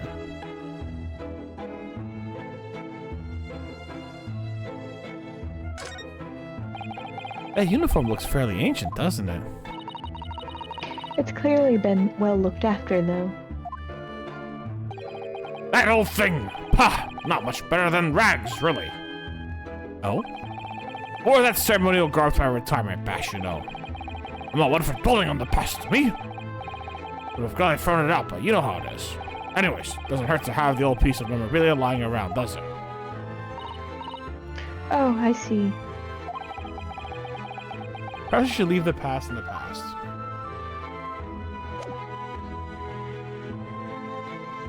He has live ammunition here, which is kind of terrifying. Are those mortar shells? They're enormous! Ah, I hadn't noticed. What are they doing here? Ah, those old things. Couple of little rounds I accidentally fired in the barracks during training, you know. Became a bit of colorful regiment folklore that incident. You mean you deliberately hunted out the spent shells? Well, I wouldn't say deliberately, exactly. They're only scrap iron after all, usually just thrown away, I believe. You never know when things might come in useful, don't you? Wait, what? For what exactly? Yes. Well... Joan here did manage to knock one of the poly things on my foot the other day when she was dusting. Oh no. I hadn't shed a tear since 1869. Before then, you know. Maybe we consider throwing them away. Oh. This is like maybe 1900s then.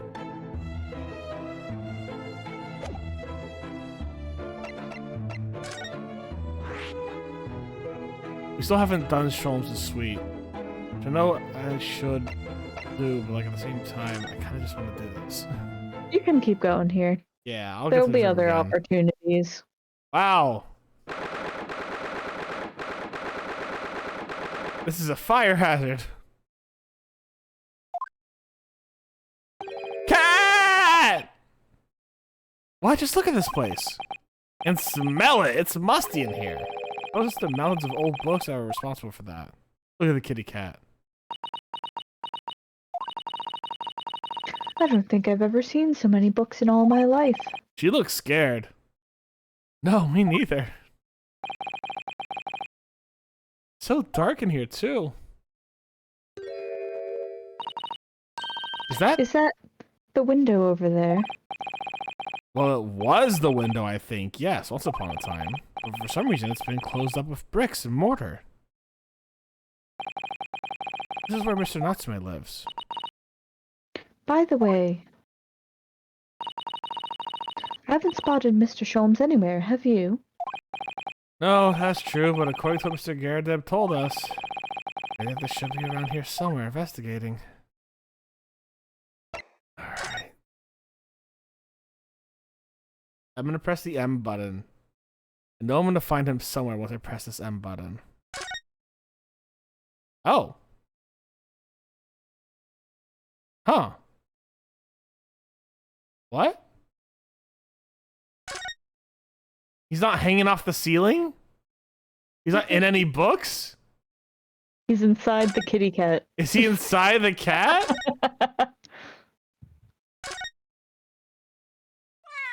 Oh!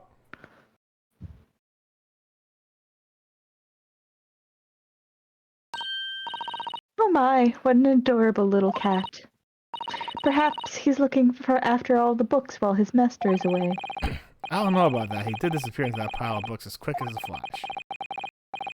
It was a tricolor Mickey, wasn't it? Do they even have that sort of cat here in Great Britain? Perhaps Mr. Natsume brought the little creature with him. That makes me feel homesick now. Already, we've only been in the country for 2 days. Doesn't mean you can't feel homesick. That desk seems to be wedged into a crevasse between the mountains of books on either side. I suppose Mr. Natsume would sit here and read while stroking his cat. But surrounded on all sides by these towering old tomes, surely he dreamt of books every night as well. Yes, he must have done, mustn't he?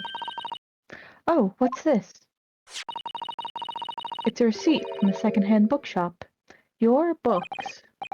Oh yes, Mr. Natsume's name is on it. Look, and the date of the purchase. Ah, 2 days ago at 4:45 p.m. That's the day of the incident. That's just a short while before he was embroiled in the terrible attack. He must have been on his way back from buying some old books.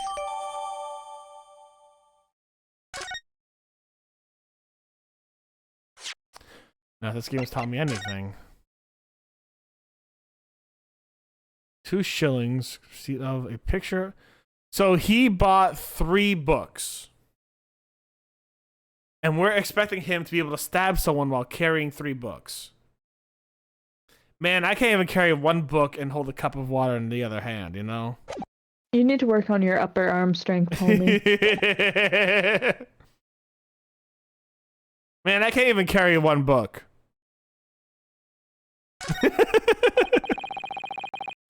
Look at all those books stacked up there. They almost reach the ceiling. They're all works of English literature, and they all smell so musty. The books. With this volume of books to hand, you'd never be short of reading material, would you? No, what a dreamy idea. A bad dream, maybe, for me at least. Mind you, I don't imagine the book at the bottom of the pile now will ever be read again. Ah, so reading is an experience that comes but once a lifetime, just as the tea ceremony teaches us. I didn't expect that conversation to turn down a path of tea ceremony philosophy. Listen, listen, no. This man, this skittish little man, could not have gotten a knife and books. Like, the dude couldn't do that. He's not dexterous enough, though. You see him shaking. I carry 4 books in one and a cup in the other. Well, you know, I could carry 4 books on my horse. So I got one of those. Oh look, it's a beckoning cat from home. A bit big and bulky, isn't it? Surely Mr. Natsume didn't bring the Maneki Neko all the way from Japan with him. I hardly think you're in a position to comment, Mr. Naruhodo. Are you forgetting the enormous Daruma doll that you brought in your luggage? Well, it can be dangerous traveling abroad. I wanted a lucky charm. Well, I imagine Mr. Natsume wanted the same, and this cat is sure to beckon good luck to him. You don't know if I don't have a horse or not, Chip. It's not doing a very good job so far, is it? You mustn't say such things. I didn't say a word! Why are my eyes such a giveaway?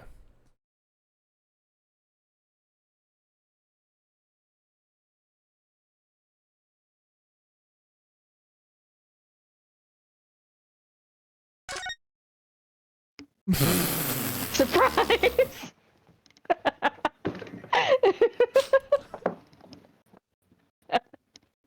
He wasn't there a second ago! Behold, Mr. Sean. Oh, he's keeping you on your toes. Literally, the cat had to move for him to be there, is my guess. Like, you had to talk to the cat, and the cat moved, and he came out where the cat was hiding. Could he be a werecat? Could he be a werecat? Could he have been the cat the entire Have you ever time? seen Sholmes and the cat in the same place at the same time? No, we have. That's a very good point, actually. Oh my god. Ah, look, Mr. Naruhodo. I really don't want to. Yes, you do. No, I don't. Yes, you do. Aha! There he is! Where the fuck did he appear from? He seems to be engrossed in the pages of an old book. I hope he won't mind if we disturb him. Hello, Mr. Sholmes. Ah! You two, good day. Now, let me see. Where was it that we met? Oh, Mr. Sholmes, we were together on the SS Beria. Ah, yes, of course, the Beria. And let me see. What happened on that voyage? It was Cosmo Asoki. He died tragically, but you were a great help to us.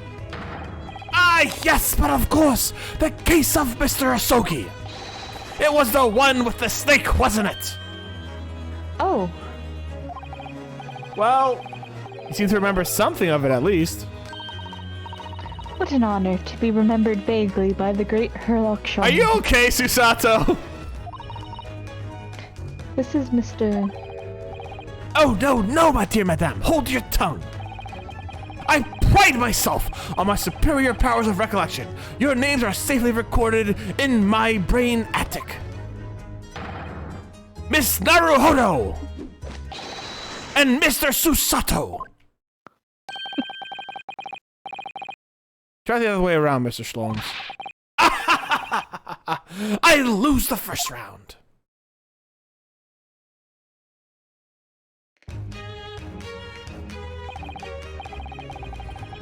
In truth, I had hoped to invite you both to my Baker Street suite the day we arrived in London. But some scarlet yarners ambushed me at the railway station and whisked me away to a crime scene. It was an entirely trivial case, of course. I solved it in a matter of no more than 30 minutes. So they apprehended Soseki-san in that short of a time amount? I'm afraid the pursuance of a new case has dulled my recollection of past involvements a little. A little? It's a mistake to think that one's brain attic has elastic walls and can distend to any extent. I do my best to forget useless facts, lest they should elbow out the useful ones. Yes, those are the words of an inimitable wisdom, you know, from an adventure called A Study in Scarlet. Please, there's no need to quote yourself. I don't always remember my pearls of wisdom, but fortunately my associate pens them beautifully. It means Iris, I suppose. Mr. Sholmes. We have some extremely important questions to ask you about the trivial case you just mentioned. Goodness, what an earnest discretion! My dear madame, I should be only too pleased, and this murky room is an apt place to discuss the murky case. Do you ever see him in court out of curiosity? We'll see. Fair enough. We know this to be the lodgings of a Japanese foreign student by the name of Soseki Natsume. You assisted in his arrest, Mr. Schloms, for the stabbing of a young woman outside here on Briar Road. Natsume. Yes, I believe it was a name rather along those lines. Mr. Natsume denies it. Was it really justifiable to arrest him on so little? I'm sorry, Mr. Sato, but I have not the slightest idea what you mean. What? Does he not remember arresting this man and now thinks it's some Russian, Russian revolutionary man? I can't believe he was looking Susato-san squarely in the eyes when feigning ignorance. I assure you I am not merely feigning ignorance. Oh my god, they really can read my mind! It would appear that the pair of you are under some misapprehension. Oh? How? I assure you I have no recollection of accusing your stooped compatriot of the crime. That doesn't make sense. The good detectives of Scotland Yard made the following request of me, and I quote verbatim. We need you to ascertain the identity and whereabouts of a man fleeing from the scene of the crime. You piece of shit. You piece of shit. Both you and the Scotland Yard. You are what's wrong with the justice system. This is like the whole thing where the cops like... I mean, it's not his job to perform arrests. Fair enough. But at the same time, he is being a bit of a shit. Like, Oh, yeah, you wouldn't have guessed that these people who are looking for a criminal would accuse the man you find of being a criminal. Oh my god, come on, Holmes. Come on, Shlomes. I mean, they did need to find the witness. But I thought it would make an excellent case for you. I thought I could help you get your defendant's degree here in London. Man, seen fleeing. There was a number of books scattered on the pavement at the scene. From the book plates, I was quickly able to determine the bookshop for which they'd been purchased. On speaking with the proprietor, I was immediately led to this address. Elementary, wouldn't you say? I believe there's a receipt around here somewhere from the establishment in question. You don't think Mr. Nutso is the culprit, then? That I could not tell you. But it was aggravating my faculties, hence why I returned here. However, this place is such a trove of fascinating books, I found myself quite lost in the bibliography. Word. Do not be deceived into believing that I'm a man of leisure. Oh, no, no, no. Oh dear. Oh, dear. Good morning, Bryce. How are you doing today? Ah, tell me. Have you encountered the landlord of these lodgings? Yes, Mr. Garadeb, a retired military man. It was the first time I've ever met a soldier from the Great British Institution that is in the services. It was the first time I ever met a maid from the Great British Institution that is service. I didn't think it was that funny. I do apologize. As you may well be aware, many households in London employ a maid.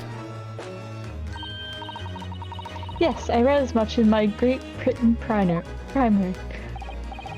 And so conversely, whereas or not, a household employs a maid has come to betoken a social standing of those dwelling therein. Betoken their social standing? Sorry? Lack of sleep, too much manga to read? Valid. Put simply, my dear fellow, those who employ at least a single maid are considered middle class. Those who do not are beneath that. In the upper echelons of society, of course, households employ enough staff to constitute a large family. Goodness, how extraordinary. As you can appreciate, for those on the precocious boundary between the middle and lower class, being able to afford just one maid is of the first importance. I had no idea. And it is precisely for that reason that I find great stimulation in the situation upstairs. Specifically, in the retired army veteran, Mr. John Garadeb. Oh? Affable as he is, the fellow is hiding something. Whether or not it imposes on the circumstances of this case, I am yet unable to ascertain. With a Joy Say stream and your British accent? Thank you, it's gonna be horrible. I am thoroughly lost on what he means to say. Are you, Steph? I am not lost, I know what he's trying to say. What is he trying to say? Fuck! He's a murderer.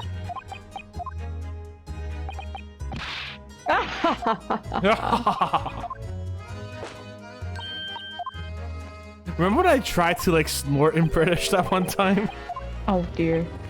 I will say, replaying this is very fun for reasons. Because you're noticing all the small things that... I'm noticing, in this case, I'm noticing all the small things now. Yeah. I won't say what small thing I just noticed, but I did notice a small thing. Was it the seductive look Herlock is giving us?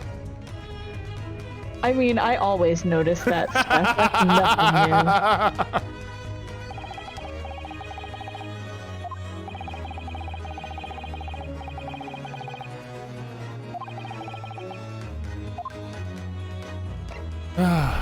There we go. This room is thoroughly suffocating of the soul, my dear fellow. I assure you any man whose lot is to dwell in a place such as this will stab someone sooner or later. Mr. Natsumi has stabbed no one. Later, Chip. But sooner or later, as I said, I don't believe that's the issue here. About this dark little room, Mr. Shlomes. Why is there no longer a window? Do you have any idea? No window? Well, I mean, I can clearly see that there's a window of sorts. But it's been completely blocked out with bricks. Ah! I see! The answer to that question is quite simple. Window tax! What? Window tax? What is that? I did Google it. This is an actual thing. Oh my Or god. was an actual thing at one time. Surely not a tax on windows. Precisely that! Oh my god. Oh my goodness. Until relatively recently, a tax was levied on households in the country by the number of their windows. Those of lesser means have inherited a sizable, costly family home, perhaps rapidly closed windows up, while the rich opened windows here and there and everywhere, in an effort to curry favor with those in power by furnishing them with large sums of tax money. How awful. And unjust. Forcing people to live in rooms devoid of light. Like me at my office cubicle until very recently. I have moved cubes and now I have a window. That is awesome. I have many windows actually. Oh shit, really? Do you have... I'm on a corner. Ooh, so you have, here's what I'm imagining right now, is that you have like your job's in a skyscraper. No, and like you're not on even a little bit. and your entire room is just glass windows out into the side, and you have a full view of like fucking New York behind you or some shit like that. No. I did have a nice view of the snow though. Oh, that's fair. You have a nice view of London in the background. You actually live on 221 Baker Street. Indeed, disease was rife as a result. So some 40 years ago or thereabouts, the window tax was abolished. But its legacy remains, as you can see, in squalid lodgings as these, for example. I suppose Mr. Natsume's stipend for living here in London isn't very generous, perhaps. It would appear so. What were you gonna say? I don't remember. Fun fact, yeah, window tax is a fun fact. I've done a little digging and discovered that these lodgings were offered at an extraordinary low price. Because the room is so awful, I should think. Apparently, Mr. Natsume only moved here about 1 week ago. Yeah, yes. You got it backwards. Oh.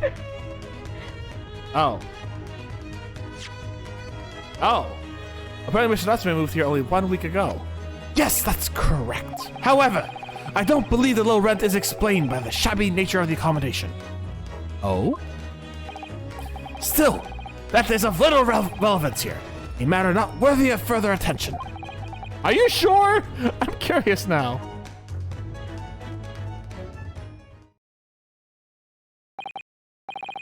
Well, I believe I've told you all I can now. Thank you, Mr. Shlomes. Ah, yes, Mr. Naruhodo. Was it not your intention to become a practitioner of law? You remember that, did you? Will you perhaps be offering your services in this very matter, I wonder? To the occupant of this room, Mr. Natsume, was it? I'm not sure. Not sure? On what grounds?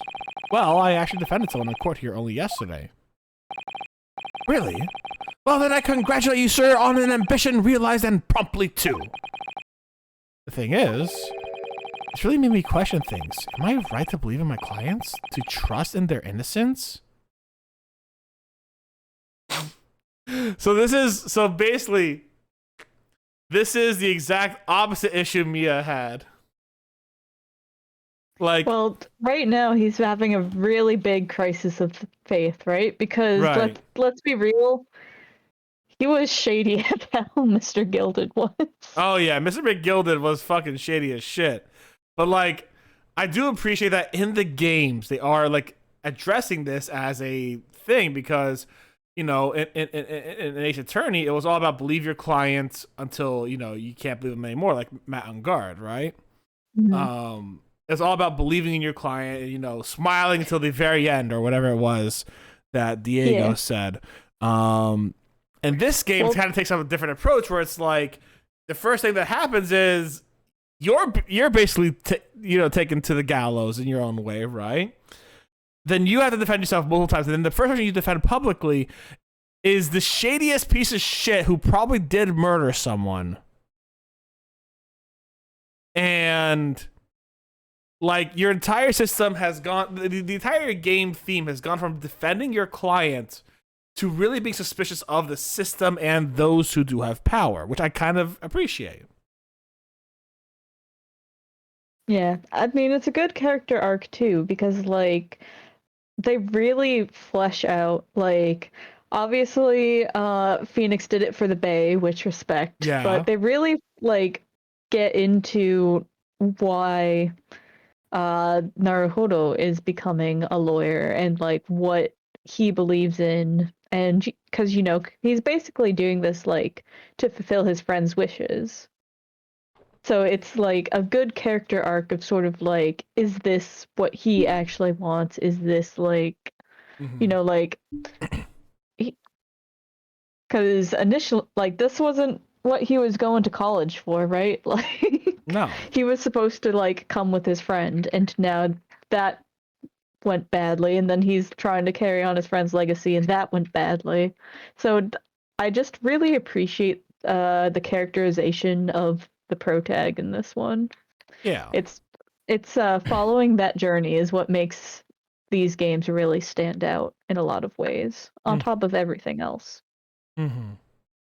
Yeah, like I could definitely see it where it's like he's definitely got a Naruhodo is definitely in a situation where he's obviously in unfamiliar, unknown territory, and he has to like he went for Asogi to start with. And now he's finding his own reason to eventually stay, which I think his reason is going to be to beat the shit out of Von Zeeks. Like, let's put it frankly, right? That's going to be the reason at one point. I still find it interesting. Like, I still don't know what Von Zeeks' motivation is. I still find it, I'm holding out that they're not actually going to make Von Zeeks overtly evil. And that, in like a Von Karma kind of way, right? Like, I'm holding out that because I feel like maybe Von Zeeks just really wants the justice system to work, but is so jaded by it that, you know, he goes too hard on the prosecutor side. And then he kills a man. That's what I kind of want to see. But I don't know. You know, like, I don't know Von Zeeks' motivations. I do feel like if it goes classic Ace Attorney, it's going to be Naruhodo trying to beat the shit out of Von Zeeks one day, which I'm also looking forward to. But I don't know. Like, what is Asogi's like goal here? Because he had a goal coming here, and unless he had like people he knew here before, you know, like the Lionheart or whatever his name is knows about Asogi's goal. It's very clear, right? But other than that, like, it's just kind of funky, and I'm very interested in seeing where Natsume goes, Naruhodo, Ryunosuke goes with this. Yeah, it's a fun journey. I can't wait for you to enjoy it. Yes, trust. Mr. Shlomes. Mr. Natsume didn't do it, did he? My dear fellow, I have the first idea. Oh, but, oh, that's why you were here. Didn't you come back to investigate? Ah, yes, that was indeed my initial intention. But there are simply too many fascinating books here. I couldn't possibly ignore them. Oh, I see. Nevertheless, there are two facts that I can state quite unequivocally. The man who fled the scene on the crime 2 days ago was a Japanese occupant of this room, and there are witnesses who swear to have seen the same man commit the crime. That's all I can say. So, you know what? Here's what I'm going to say right now. If this ends up being the fact that the cat is the Japanese occupant who fled to this room, I'm going to be fucking pissed, okay? Like, Okay, this cat's from Japan. It fled from the street to the room. Yes, technically you're correct. This is a Japanese occupant who went to this room, but fuck you. All I'm gonna say. That's all I'm gonna fucking say, alright? I don't think anyone would mistake a cat for a man. Have you played Ace Attorney? Yeah, they mistook and a that's where fucking... my suspension of disbelief falls apart, Steph. I gotta be real with you. They thought the Steel Samurai was Nessie. Yeah, because it wasn't... You it was the are size stretching. thing, You are though. stretching. It was the same size as the thing. You don't know how big this cat is. It looks pretty big. It was only big because they had to make sure that you would see it on the 3DS screen. All I'm saying is I can see this game pulling that on us. I'm gonna be pissed if it does. Ah, and one more thing. Because remember, I always said there were 2 things I knew for sure, but now there are 3. Oh, what is it, Mr. Sholmes? Tell us. I cannot say with any certainty whether or not this is of relevance to the case, but I am quite sure that the retired army man who owns this property is hiding something. Yes, thank you. Mr. Garrett, that is? Mr. Sholmes said this much before, actually. Anyway, at present, that is really all that plays on my mind in relation to this case. Mr. Naruhodo, as yet our investigations have uncovered nothing that could help establish Mr. Natsume's innocence. No, you're right. Every time we probe a little deeper into Mr. Garrett's secret. Just remember, I cannot be sure as to whether the landlord's secret will prove to be of relevance or not. But I wish you every success, of course, Mr. Naruhodo. A busy man indeed. He's gone back to his book in the corner of the room. Examine. That's all I was gonna do, yeah. He's still here. Wait, I can talk to him again? Excuse me, Mr. Shlomes. Yes, so true. To be or not to be? That is indeed the question, Mr. Naruhodo. To be or not to be brushed off? That is the question, and the answer is all too clear. Let's leave Mr. Sholmes in peace, shall we? KSG, thank you very much for the hype. My throat might need that.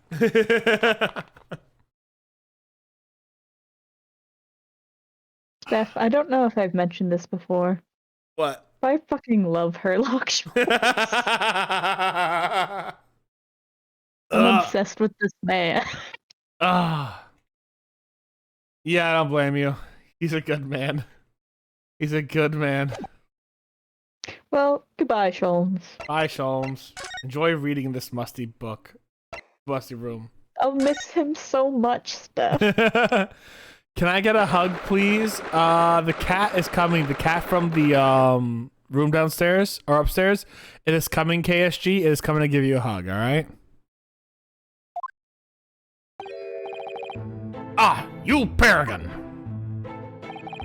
Tell me, what is the detective chap? I forget his name. Still hard at work down there? Mr. Herlock Sholmes. Ah, yes, rings a bell. A vague bell. All that detective business isn't really my thing, I'm afraid. Well, Mr. Shlomes is in his element down there. Jolly good show. Another cup of tea, if you please, Joe.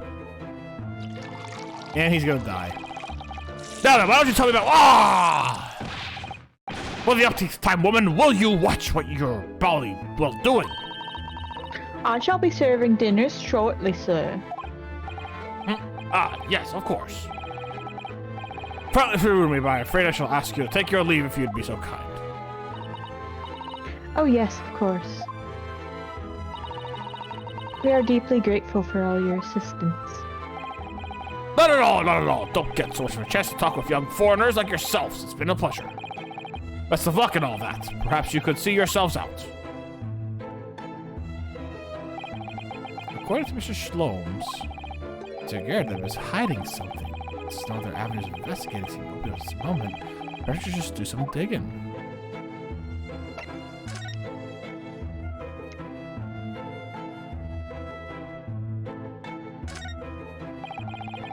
notice you have a pile of books here, Mr. Garrett. Do you enjoy reading? Ever experienced a London winter, boy? The nights are long. No better way to pass the time than in front of a fire with a jolly good book. Oh, there's a copy of Rant's magazine here, I see. No doubt Mr. Garrideb enjoys the adventures of Herlock Sholmes, too. The great detective has a great many followers, it would seem.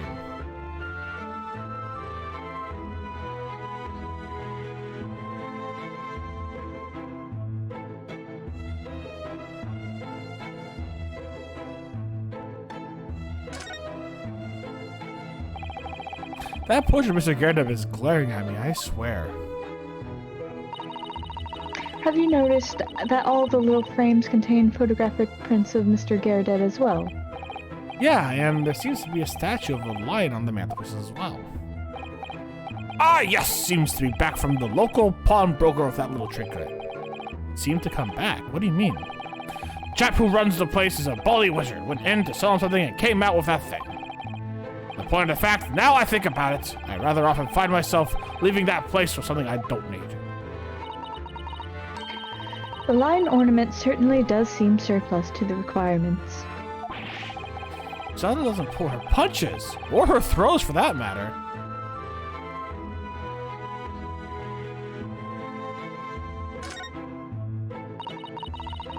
That looks like a Medal of Honor, and it's showcased on the very grand banner.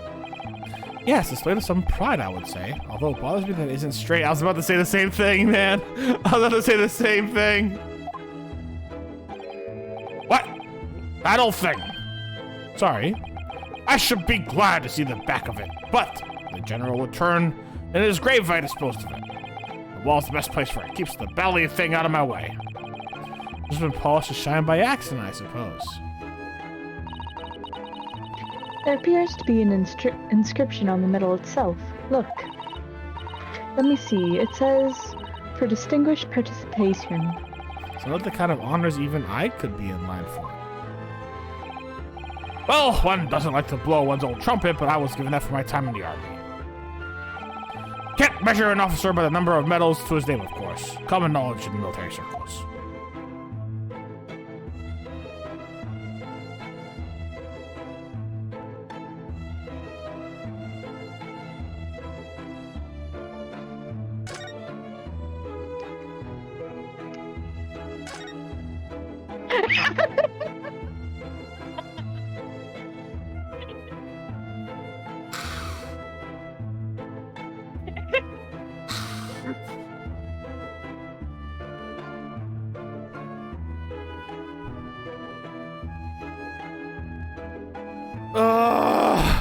What is it, Steph? Is there a problem?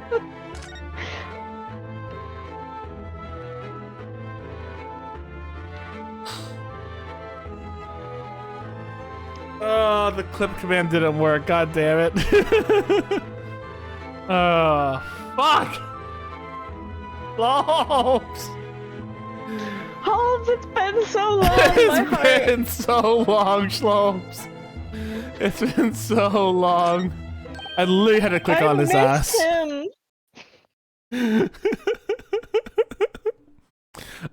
What's he doing over there? Is that a gun on his waist? Mr. Sholmes. Aha! We meet again, my dear fellows! We sure do. Good gracious, when did you sneak in here? Herr Luckstone, sir, at your service. Whatever were you doing over by the window? I am given to watching the evening sky as the sun sets, madame. Yet sadly cheerful as the room downstairs undoubtedly is, it lacks an aperture for such observation. So I took the liberty of borrowing a small corner of space by the window up there. Well, Keeping an eye to one's window at dusk is a prudent thing in London to do, I'm gathering. Ah, and one other thing, Mr. Naruhodo. Oh, me? I thought perhaps you might need a certain great detective's great mind. Are we gonna dance? Let's go. Wait, he's not talking about... Is he? I didn't expect to be going through that again so soon. Do you mean Mr. Sholmes? There's a mighty secret in this modest room. My eyes have seen even the most trivial of trifles. You're prepared, Mr. Naruhodo. I think so. There's just enough time for one of my greatly admired great deductions. Let's conclude something before dark. Oh my god, let's go! Go! Let's go! I'm gonna take a chug of water before I do it. Edward! Quick shout out to Edward before we get on. Edward, get ready for this horrible British accent. And this wonderful deduction. Yeah. It's gonna be great. It's gonna be fantastic. I'm so excited still. Oh, do you actually know this specific one? Like, what's gonna happen on this one? Steph, I know every single dance of deduction. What are you talking about? Mr. Garadeb, though it would seem you are a military man of considerable distinguished service, your standing as a landlord is most certainly not what one might call first-rate. I'm afraid, sir, that it is all too clear to me. There are two conclusions I've been able to draw by careful observation of your living arrangements. I beg your pardon. The first is that even as we speak, you are concealing the presence of a ferocious beast in your care. Huh? And the second is that a result of this beast's violent rampage, you have lost something very dear to you. Mr. Naruhodo, look! The old man's broken out into a cold sweat. Unbelievable. Seems Mr. Shore's conclusions are both spot on. How? How could you possibly? How could I possibly know, you mean to inquire? Bitch, I'm Shlomes! The answer couldn't be simpler! Sir. And the game is concluded, guys. We have now reached everything. The game is over. It's all good. For in the dense jungle of logic and reasoning, I am the king of beasts. And I know only too well that wild beasts are not easily tamed. So, shall we begin? Once again, Herlock Shlomes is proud to present his Logic and Reasoning Spectacular. Let's go! Here we go! Let's go, Edward! Right, everyone's so ready in chat. Everyone get ready in chat. Let's do this. It certainly shouldn't take a great detective to see that a fearsome beast has been on the rampage of late within these four walls. Thus, we are faced with the question, what form might this beast take? What is he looking at? Do you look at the mortar shells? Ah, for a man with military breeding, your eyes are uncommonly candid.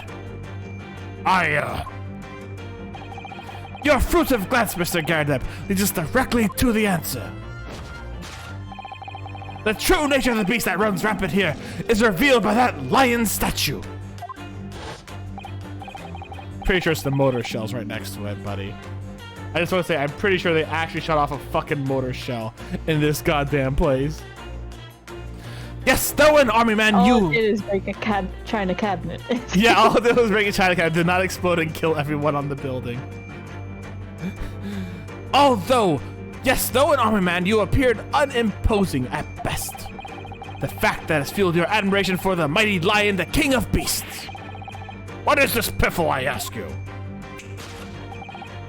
In the end, your admiration became so great, in fact, that you had a living previous. Genius deduction, Holmes. Oh my You've god! done it once again. A middle-class Brit could take a lion. Can you look up how much a lion cost in 1870? I mean, it all depends on your connections, I'd assume. That's a good point, Sholmes. You know too much. that you had a living, breathing specimen shipped from India, where you tried to keep it in this very house. What? Wait, what happened on his face there? What? There's a scar on his face. What happened there? Yet, letting go of such a wild beast proved more difficult than you had imagined. The chilling traces of a wild rampage are still very much in evidence. I love that lion roar. I heard it. It was great. Yet, as we look around, the beast in question fails to present itself. Where could this angry creature have disappeared to? Madame! Me? I pray you do not consider me unchivalrous, but it is plain to me, with one glance in your direction. Oh, it is. Your dress pocket has a handsome clue as to the beast's current whereabouts. Protruding from it is a handbill advertising a circus show. Ah. Yes, you sought to dispose the terrifying lying Mr. Garadeb at Batty's Circus. Is that a reference to Acrobat? Maybe there's another one it could be a reference to as well, but I mean, I don't know. A traveling show currently sojourning in a nearby park. I have observed the tents. You sold the savage lion, sir, to the circus troupe.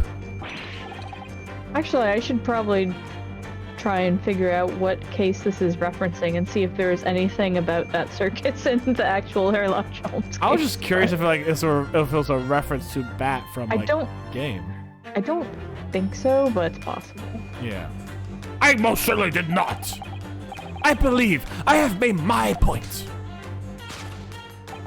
Genius. Yeah. The fearsome beast from which ran amok in this room was an Indian lion. Aren't there actually lions in India? I know there's tigers. Are there lions in India?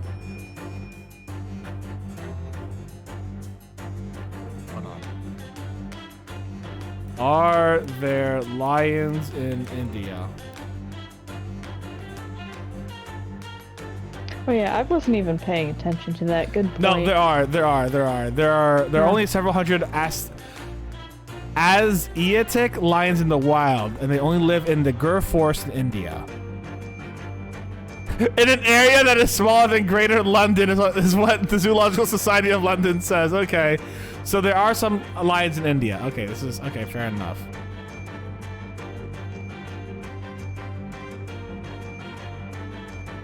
And a simple visit to the circus now will reveal the lion prancing jubilantly through a ring of fire. I think jubilantly might be a bit of a stretch there, Herlock.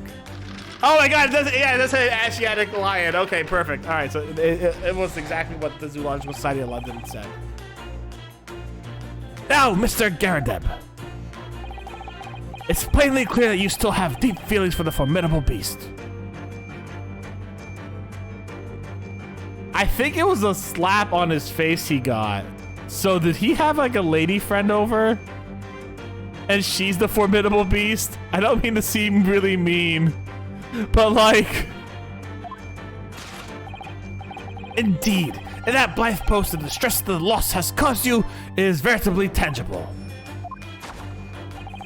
Your head weighs heavy on your shoulders. The pain that you feel being revealing by that supporting arm. Amidst fears of tears, you let your beloved beast go. The strain of losing something so dear to you clearly visible in your visage. Nonsense, man. I simply... But what, we must ask ourselves, is the true cause of this pain? And we only need to follow the direction of your gaze to find the answer. Yes, it's the pile of bills that have given rise to the pain you suffer. Every envelope contains another demand for payment. Ah. For cartloads of meats, potatoes, wheats, and tea. Gets the glasses on. Indeed, feeding your beloved has been a devastating impact on your financial circumstances of your household. You can see the scar on his face just a little bit from this angle. And so you have no choice but to let it go. Oh, well, Now, In a final fit of rage, the ferocious beast carried out one last unimaginable attack. Unimaginable.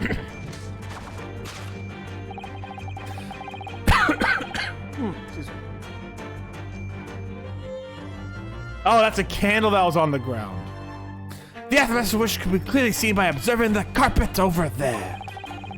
A very expensive woolen carpet, if I'm not mistaken. Oh, dearie me. What could have caused such a destructive outburst?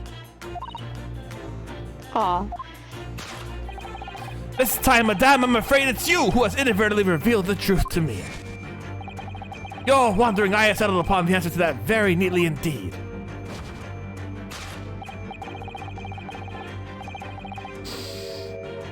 It's the candle, Holmes! Holmes! Yes, to explain the dire state of the carpet, we only need look at the Tower of Cakes. God, I want those cakes badly. I know, right? They do look kind of good. There is no creature more dangerous. A lion's natural prey. Pastries from the bakery next door. I mean, he do be spitting facts, though. When I'm hangry, nothing can stop me. But are you a lion? Are you an Asiatic lion? Yes. Oh, I'm damn. sorry I've been lying to you this whole time. I've been lying to you.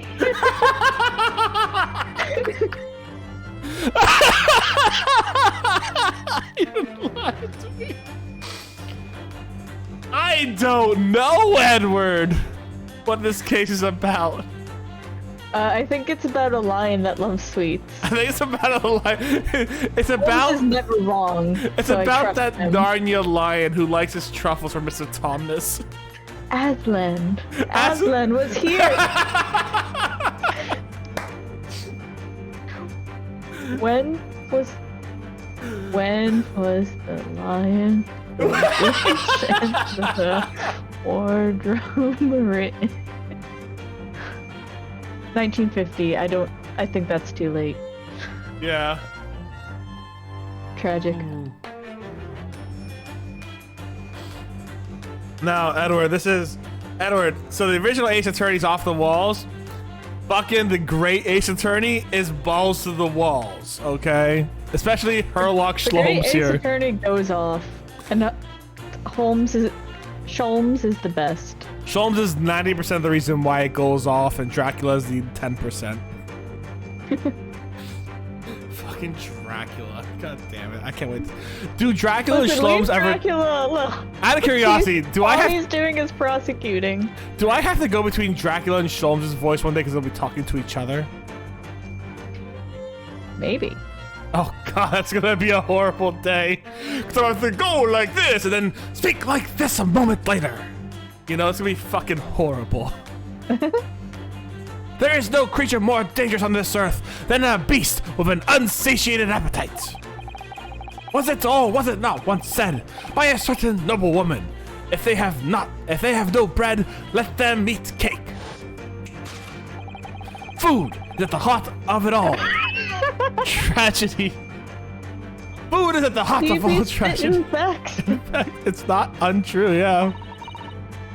Whatever do you mean? Having tried the taste of the cakes, the beast began to stalk its next prey. I'm sure I need not spell out the nature of the final act of destruction, carried out by the beast.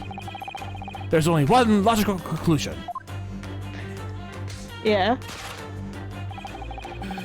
Before I fucking laugh, I'll give me 1 second. You can Fuck! do it. It's the most logical conclusion. Fuck me! There's no other conclusion, Steph. Oh my god, I can't believe I have to say this. I used to know some Ace Attorney cases with friends in the past. So yeah, no, that's exactly what we're doing right now, baby. Worked into a frenzy by hunger, the lion attacked and ate the carpet. The teeth marks in the carpet are a perfect match with those of a lion I once saw in India. Genius. Genius. Genius. You've done it again. You've cracked the case, Sholmes. Thus concludes Herlock Sholmes' great deduction of this beastly puzzle.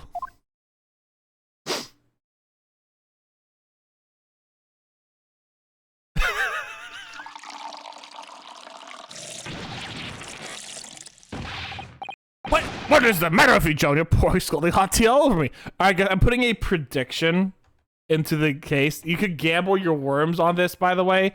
All your channel points. You could gamble these channel points here.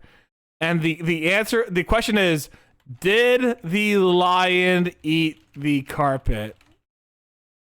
Yes or no? You will have... I'm about to make 40k worms, baby. You have 5 minutes to answer this prediction we put in here. Did the lion eat the carpet? Yes or no? Put your prediction in and let your voice be heard. Someone put yes!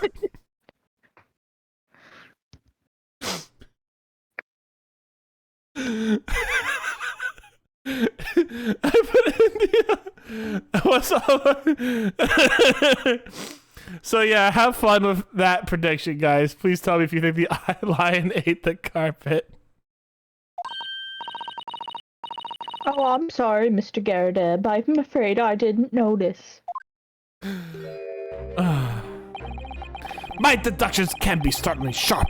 It stands to reason that your cup runneth over. Indeed, my revelations can make some people spill tears at the times too. I bet they do, Holmes. Oh. Oh yeah, they're making me spill tears, I'll tell you that much. Mr. Slow, I'm sorry to butt in again, but could I make an observation? Why, certainly, Mr. Naruhodo. What is it again? Well, your deduction just now. Yeah, look at that prediction. Yeah, look at that prediction. Well, I can't believe 95% of people are wrong. Your deduction's just now. Do you really think a lion would have a fit inside of a room this size?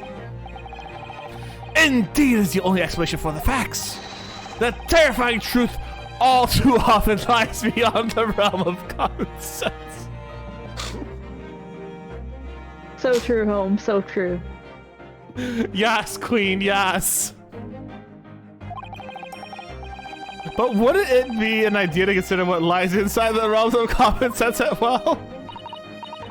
But if an uncaged lion had run amok in this very room, surely Mr. Garadeb and his maid would have been hurt, or worse. Ah, that is where you are stuck. No doubt the former military man held his own against the beast using that large cannon.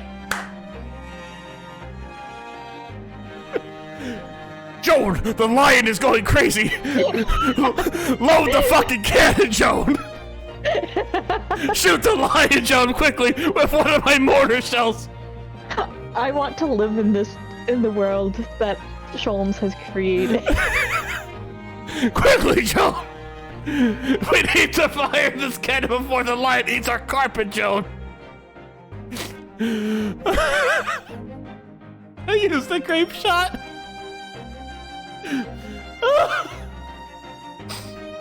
Oh, no, it wasn't the rapier that's back there. It wasn't the sword. It was the fucking cannon. Oh, Sholmes, you beautiful man. Oh, fuck, that actually hurt. My stomach is in pain. I'm laughing at this shit too much. Oh. This man, wonderful, genius, superb in every way. Is this man a genius or is this man an idiot? We'll never know. Genius. Genius, man. Is he geniusly an idiot? I believe in his deductions 100%. A beast went crazy in this room. I thought you said that they sold the lion to the circus. And what about the food? Meat and potatoes are one thing. I don't believe I've ever heard of a lion that drinks tea. How with that attitude? Ah, my dear Susato, it occurs to me that with some regularity, that irrespective of race and breeding, whether anyone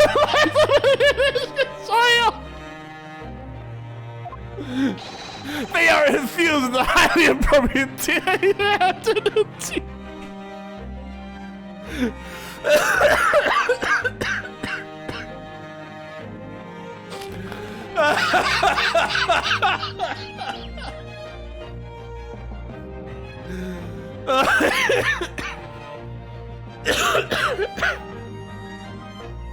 Oh, fuck.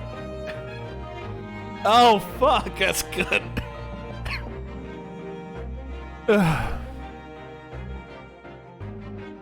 Oh, my fucking God.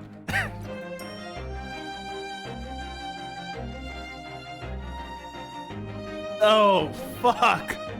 Don't die now. We've got a whole deduction to get through, Steph. Oh, it's gonna be so hard. Quickly, John, we need to use the overpacked grape shot and hit the check line on the side of the cannon. Team for everyone. Team for the animal. I love that this dude is literally going, yes, when anyone reaches the soils of Great Britain, whether they be English or whether they be animal, they want a new cup of afternoon tea every day. Like, British did go off with scones, though, so... Oh, fuck. I will say this, I have had a cup of Yorkshire tea before, and it is underwhelming. But apparently I'm supposed to actually have water from Yorkshire as well, so... I had water from Daytona. Well, there's your problem.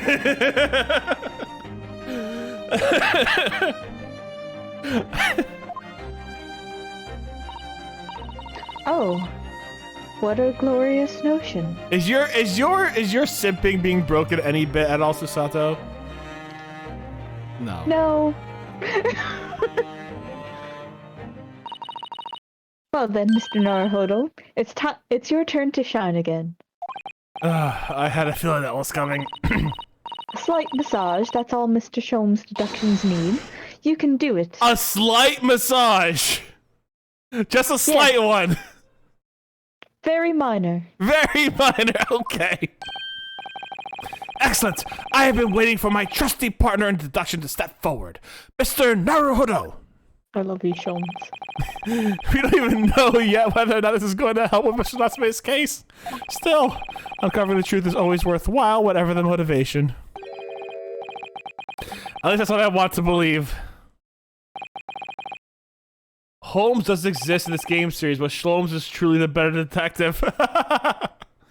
Let us start again from the beginning. Of Sherlock Sholmes' logic and reasoning spectacular. You know what the worst part is? I actually thought that was the original name, Sherlock Sholmes, because I forgot Sherlock was the actual name for a second. I thought this So here's the thing: is Sherlock Sholmes is actually a Japanese character, because basically someone was writing Sherlock Holmes, and the Arthur Conan Doyle or whatever the name is, estate was like, you can't. Hello, and they were like, fine, here's Sherlock Sholmes, he's better.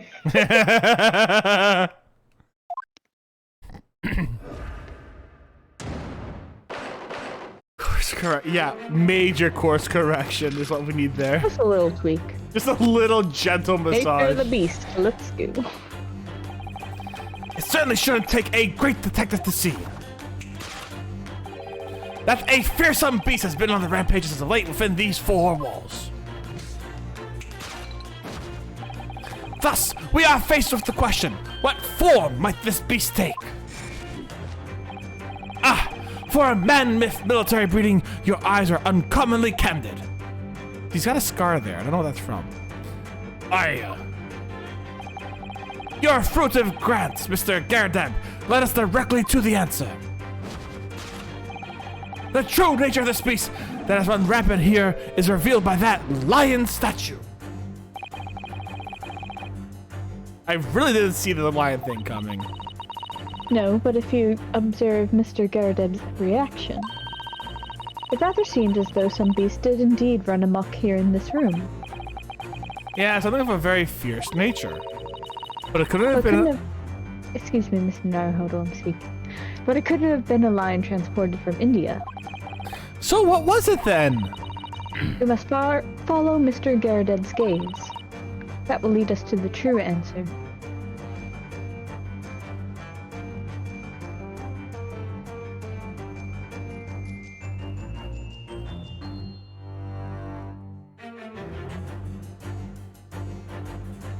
We can't even see his gaze, but I'm gonna guess it's just the motor shells because that's the only other thing that's coming up here. These are shells for the cannon, are they? What a strange place to keep them. I imagine they have some significance to Mr. Garrideb from his time in the army. Ah, of course. Of course. He mentioned a battle to us before, didn't he? Do you remember? He said that he'd been shot in the knee. Perhaps it was one of these that hit him? I would hope not! These things are massive! For the size of this, there'd be nothing left of it or Mr. Garrideb. Mr. Sholmes has a Persian slipper, and that man has spent shells, perhaps it's customary, and bring to display, well, rubbish on the mantelpiece. Is there anything else that it could be? 'Cause, like, I see the lion section, that's really about it.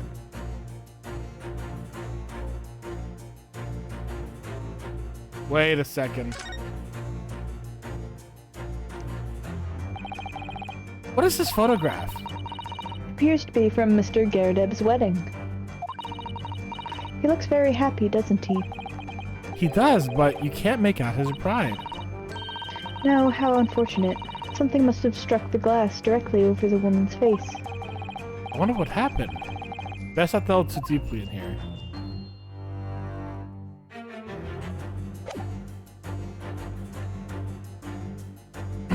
Take that! Yeah. Behind the lion statue on the mantelpiece, almost deliberately hidden from view, is a photograph. Though I have yet to examine it in detail, I can assure you that it holds the answer. Because I am employing an extremely advanced detection technique called jumping to conclusions, you see. What spectacularly contrived logic have led you to this mindless conclusion? Oh, well, supposed to be logic and reasoning spectacular, so I thought I'd contribute to the show. This is my show, Mr. Naruhodo. Kindly perform any peculiar experiments at your own stage. Sorry. God damn it. Only I can be dramatic, Mr. Naruhodo. Oh, you know so. Well, what we do know with some certainty is that a destructive creature has been at work in this room. And then Mr. Garrideb inadvertently looked in the direction of something that gives it sent that idea away. Well, I'll find the answer. Yeah, we can skip by this, I think, because Yeah. I think this is just, yeah. All right, let's see what let's see what it does.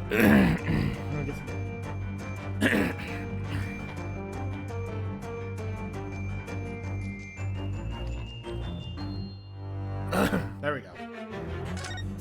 Let's actually look at the lion statue, see what happens. Well, this is the lion statue that Mr. Sholmes picked out. Yes, I wonder. Perhaps if he did live with the lion, it would prove to be a rather sweet companion. I think that's like a mouse trying to tell its family that the cat around the house is sweet. I suppose it is a bit of a flight of fancy, isn't it? Imagine getting hit with a motor shell to the knee and walking it off, right, Edward? And the beast we're looking for is something else. Let's have a good look around.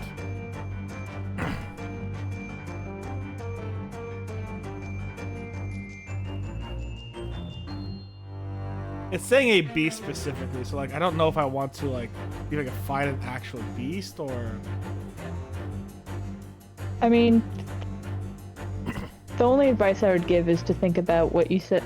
It's a bit annoying, but it's There's only 3 things. That's the problem. There's only 3 things, and one of them was that you didn't inspect it well enough. Again? Never mind. Oh. Let me see.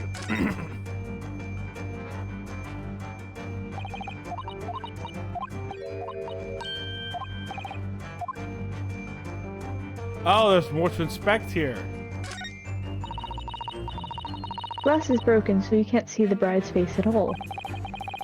But no amount of crack could hide the woman's plump form. I think powerful would be kinder than plump, Mr. Naruhodo. Yeah, she certainly looks that, and there's a lot of horsepower there. Not someone that you don't upset, that's for sure. Rude. Oh look, have you noticed her wedding ring? It's very large, isn't it? Yes, that's an unusual design. Looks like some sort of embellished sunflower.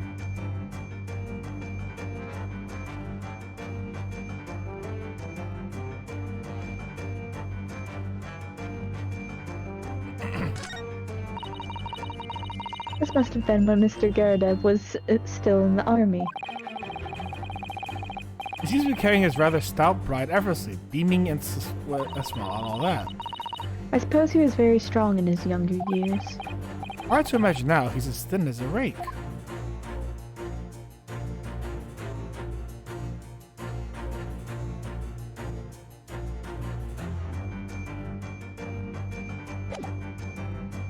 Well, let's try it again. Take that!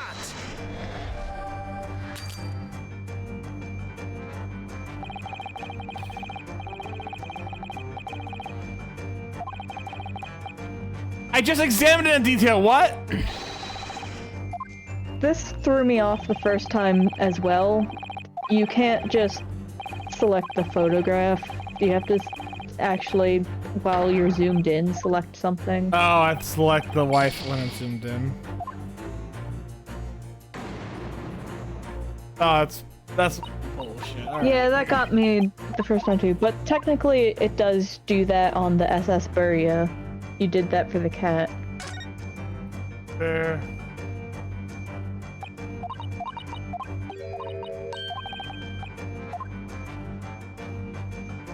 Take that!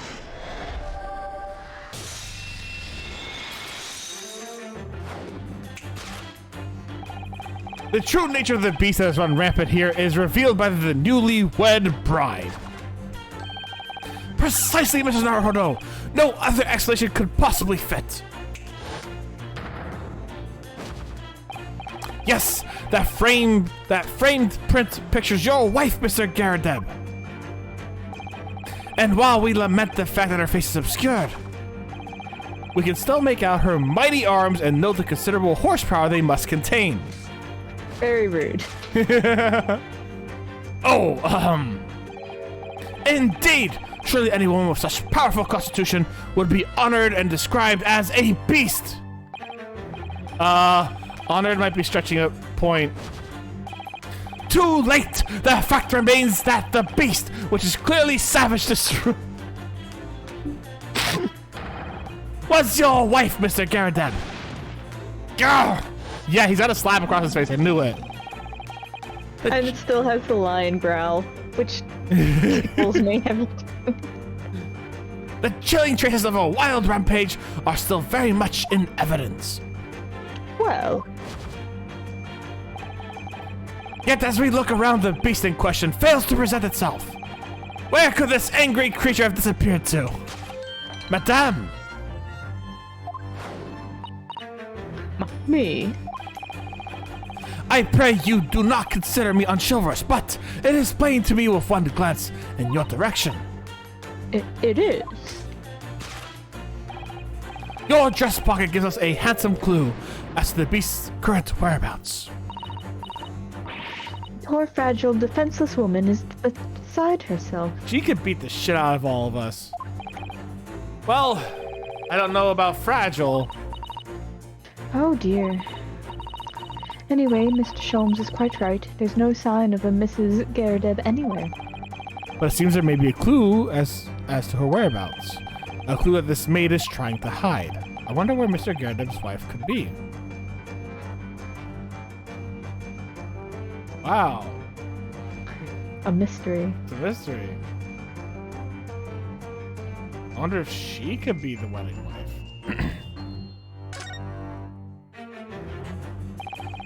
She's wearing a very large ring, look. Oh yes, a sunflower design with some rather nice embellishments. And it's on the ring finger of her left hand, which means it's surely a wedding ring. I always thought it was on the right hand for some reason, but yeah. I think it's because the left hand is supposedly closer to the heart, etc. No. It looks like it's on there for life too. I can't imagine it would slide off a finger. Oh my god. That's something to think, Mr. Naruhodo, not say. I'm going to Susato flip you right out into the street. Oh, my bad. There you go. Did you know, Mr. Garadeb's wife in the photograph had a ring very much like this one. There's a large sunflower design as well. Really? You have a great memory for these things. A large sunflower wedding ring. It's quite a coincidence that they have the same ring, isn't it? Well, moving on. Moving on. Let's take a look at this teapot. Oh, actually, I can. What a charming little teapot. I can't believe Mr. Garadeb's wife is inside. And it's in peak condition. She's a genie. You rub the teapot and she comes out. Jonah's been pouring some deliciously fragrant tea from it for Mr. Is Garadeb, this just hasn't their she? kink? Steph. I'm sorry to not say the too cool. obvious part. Is this just their kink? Let's continue and find out, because I'm not even going to dignify that. Well, that's so much for Mr. Garadeb. As on Mr. Garadeb, wouldn't you say? I wouldn't dream of drawing attention to it. Take that!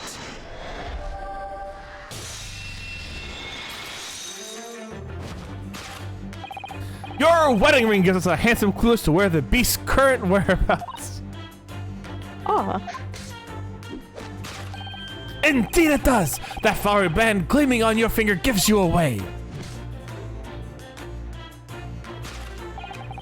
For it is identical for the one shown in the hand of Mr. Garadeb's bride in this photographic print.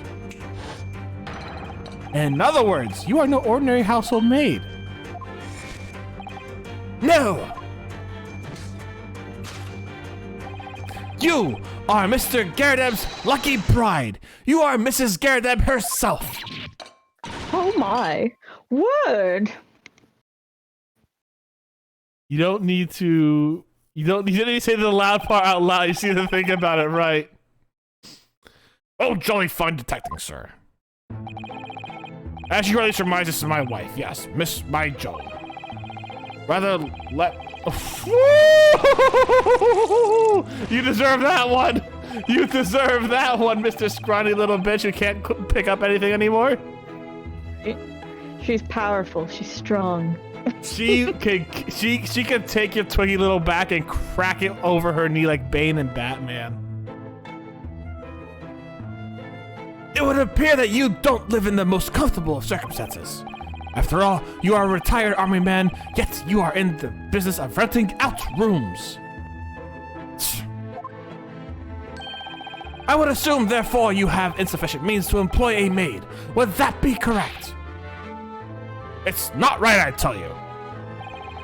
I was second lieutenant of the 3rd Regiment. A man has his pride, don't you know? By golly, it's a sorry thing that a chap can't even afford to have a single maid in his employ. Yes, here in London, one is rather judged. A household cannot be considered worthy of society if it employs no staff at all. Though, in my considered opinion, such concerns about appearances are a folly. You mean Mr. Garadeb has his wife work as his maid? Precisely! Am I right, Mr. Garadeb? Only in company, obviously, but listen here. This must remain a secret. Tip-top secret, please!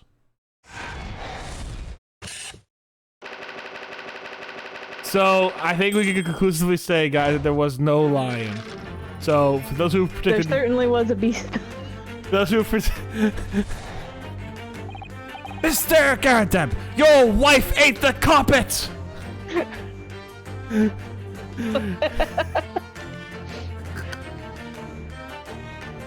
Can you imagine? I hate everything. Now, Mr. Garadeb. Yeah, a nice easy 190 points there, Edward. It is... Oh, fuck, I can barely say this. It is plainly clear that you still have deep feelings for this formidable beast. This takes a whole new thing of like, yes, he's a military man. He defended himself with a cannon against the beast. Like, yeah, he shot his wife with a fucking cannon. She's such a badass. She redirected it. She fucking grabbed the motor Like out of the Poe in air. Kung Fu Pandas 3. Botanist will Or get the two asthma of them. for sure after this. Oh, fuck, this is so good. This is the best fucking deduction yet. But Go on. yeah, you had the tutorials before. They get wild stuff you don't even know. Kung Fu Panda 3 slaps, Edward says.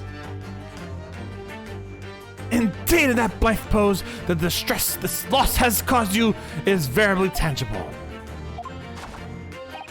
Your head weighs heavily on your shoulders. The pain is revealed by that supporting arm. Mr. Schloss is quite something. He's still calling Mr. Garadeb's wife a beast. Yes, as a woman, that feels rather uncomfortable. But Mr. Garadeb is standing beside her husband as we speak. In other words, he hasn't lost his beloved at all, has he? Oh, how true. Perhaps that supporting arm seems to be propping up his head. Has some other significance then. According to Mr. Shlomes, Mr. Garadeb's pain is tangible, though.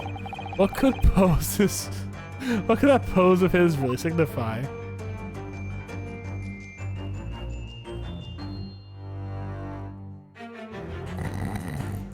That is one hell of a mark, man.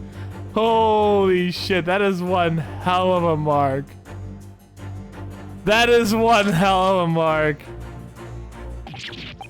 Oh my, look at that bright red mark. Excuse me, Shisato, I'm talking.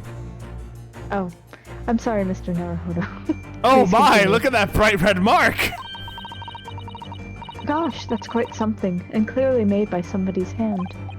Yeah, Mr. Garadeb has been slapped in the face, as it seems. Hard. I've never seen such a clearly defined mark. Whoever could have done such a thing? Well, there's a very limited number of candidates, I'd say. I get to pull one on you this time. Let's go. Take that!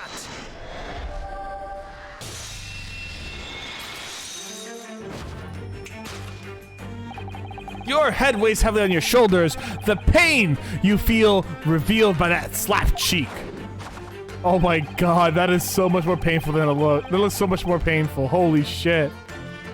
And of course, the deliverer of that impressive mark on your cheek that refuses to fade is the Asiatic lion!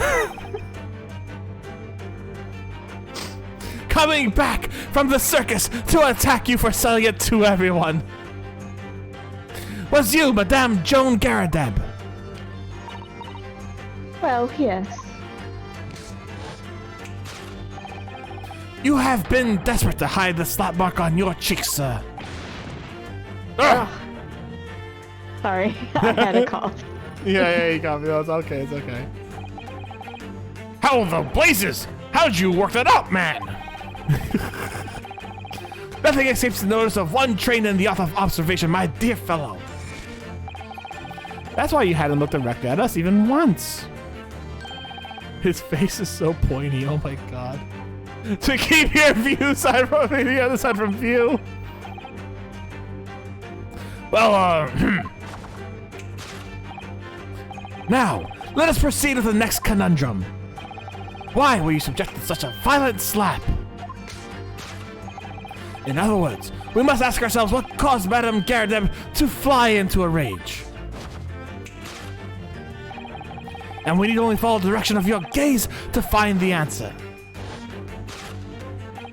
Yes, it's the pile of bills that have given rise to the pain you suffer. Didn't Mr. Sholm say that the bills were all for the lion fodder?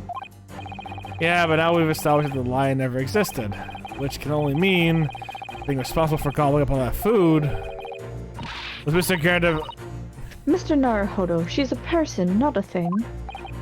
Yes, well, she's also a person who gave her husband a mighty slap around the face. One so hard that the perfect hand mark, in fact. Yes, why would a woman want to hit her husband with such force, I wonder? Susato, a feminist icon, let's go. I'd love to know the answer to that question. I do kind of want to know. Alright. Let's take a look at the bills real quick. Looking at all these bills, it certainly amounts to a great deal of food. Meat and potatoes by the cartload, wasn't it? Well, looking at the two of them, I can tell you immediately who eats the lion's share of the household. Oh no. Well, at least we're no longer talking about an actual lion anymore. There's a kiss mark on here? What? Excuse me? Wait, there's also glass down here. Alright, let's take a look at this kiss mark thing we got here. Look. Ah, someone must be reading this book at the moment. There's a bookmark here, look. Mr. Garadeb is clearly an avid reader. Oh, wait a minute. I don't think this is a bookmark. Oh no, so it isn't. A note written in a woman's hand. Oh, James, I love you. Yours, Mary. And look at this. It looks like the signature here. Lip marks made with lipstick. Oh, what a passionate romantic gesture. Don't get any ideas just out of the sun. Oh dear, I'm sorry. This bookmark is actually a love note then, I wonder if she would be mad about a love note. Take that!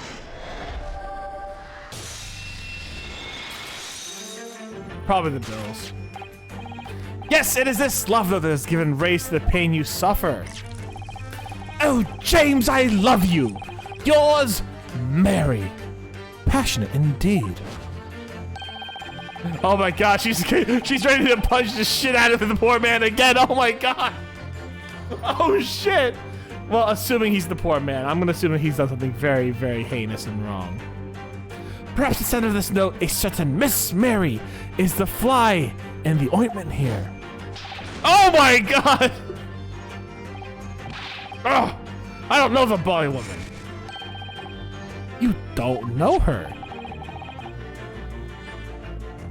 That note wasn't written to me. It was just in the book. I don't know how it got there. He's sweating, he's lying. It was just in there, you say? That's right, I would've been, ah! A likely story. Now listen here, Joan, old thing. Oh my god. Slap him again, Joan. I explained it at the time. I bought the book at a secondhand place and the note must have already been in there. So the previous owner of the book was using this note as a bookmark. Oh, so the previous owner of the book was using the note as a bookmark, you mean? That's right, that's what I've been trying to say. Ah! A likely story. Yeah, she's ready. For heaven's sake, woman, look at the name. It's written to James. My name, in case you'd forgotten, is John. Ah! A likely story. What do you mean? Okay, no, this time I'm on his side here. I'm on his side here. His name's John. Are you questioning my name now? Jesus Christ! And that's why Sholmes called her a beast.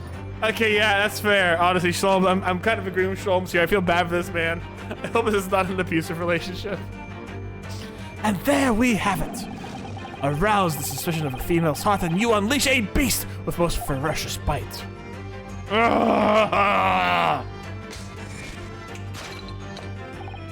Now, in a final fit of rage, the ferocious beast carried out one last unimaginable attack. Unimaginable? She ate the carpet! The bathroom should be really clean.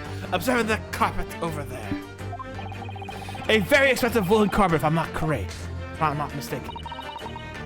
Oh, dearie me. What could have caused such a destructive outburst?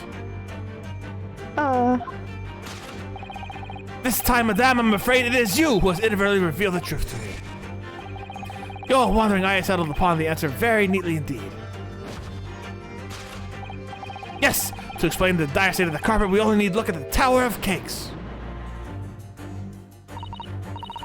But I didn't eat the carpet. No, of course not! There doesn't seem to be any doubt that the state of disarray of this room is in the result of her wild temper. No, that's true. So this is the last part of Mr. Sholmes' deduction that we need to fix. We only need to follow Miss Garadeb's gaze, and that will tell us the real answer. Alright, let's see what we can see. Yes.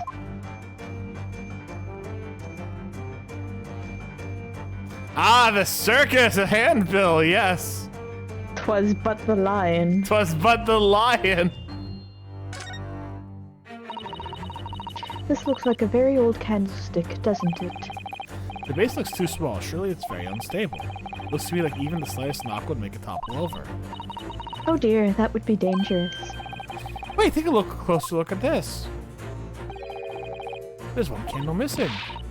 Yes, I didn't notice that before. Why is that, I wonder? Why is there one candle of the 3 missing from its holder? Why is there a candle on the ground?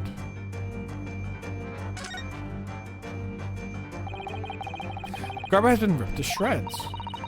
Yes, and according to Mr. Sholmes' deduction, the tears match those of the Indian lion teeth exactly. God, look at that teeth. Look at those teeth marks.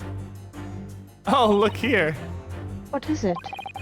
Look closer to the edge, you can see scorch marks. Oh yes, so you can. In that case, perhaps the carpet wasn't eaten in the normal sense at all.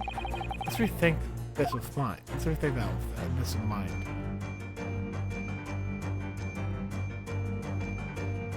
Take that! Did Tower. Fuck! As you can see, the cake of this cake. Oh god. The delicious cream was thrown onto the carpet, but to a woman with a very sweet tooth, such a waste would be unforgivable. She ate it up, carpet and all. No!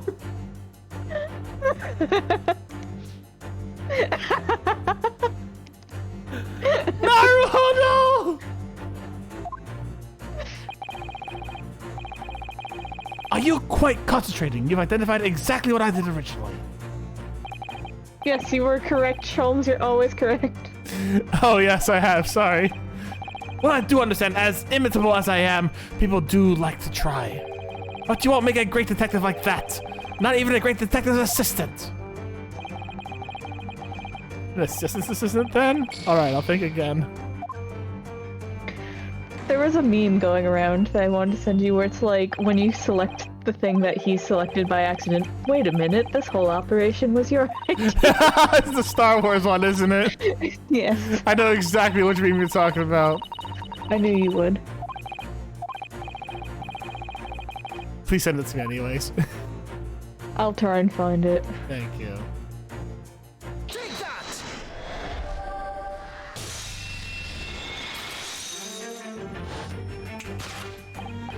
Yes! To explain the dire state of the carpet, we only need look at the candlestick. The most... I don't know why I suddenly felt too I was just like, yes, I'm too into it, Steph. I'm so excited. Are you gonna voice Herlock here? No. Go. Most illuminating, my dear fellow, and of course the only possible way out of this logical labyrinth. Yes, the remnants of the ferocious attack in which the carpet was devoured are clearly visible.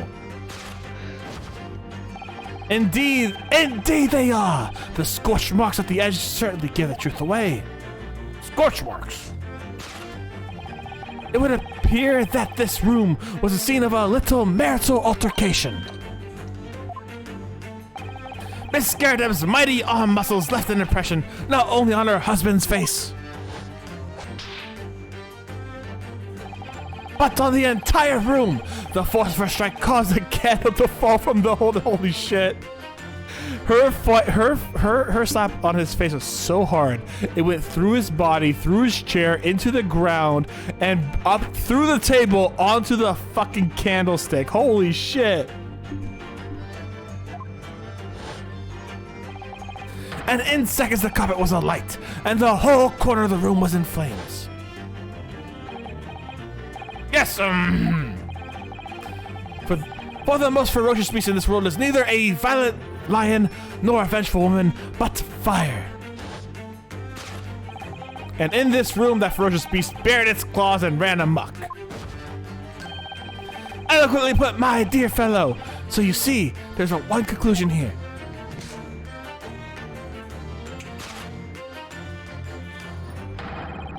And that the sparks of medical discord flew. This room was the scene of a fire. I just did both their voices mixed in. Oh, he's standing up. Damn, he's tall. Okay. Mr. Sloan, sir, I salute you. Okay.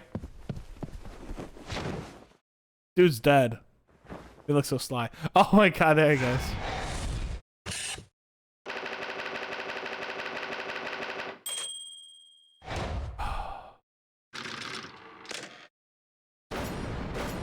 Finger guns, baby. Element. That Sholmes, he gets it right every time. Every time. Alright, here's what we're gonna do, guys. Oh. I'm gonna pause it here and I'm gonna save it here because it is 10:30 at this point. That was a great thing. We will figure out what happens more next week. I promise. But it's getting a little late on my end. So we are going to raid someone. But if you guys want to see this in the future, if you want to see what you have missed, it's all over on YouTube. Please make sure to subscribe to my YouTube. I'd be grateful. We're at 174 subscribers. Let's see if we get to 200 within the next couple of months. All right. We're gonna raid. Okay, yeah. We're gonna raid. We're gonna raid Titletown Twig, who's playing some Splatoon 3. We haven't raided them in a bit, so we're gonna raid them today.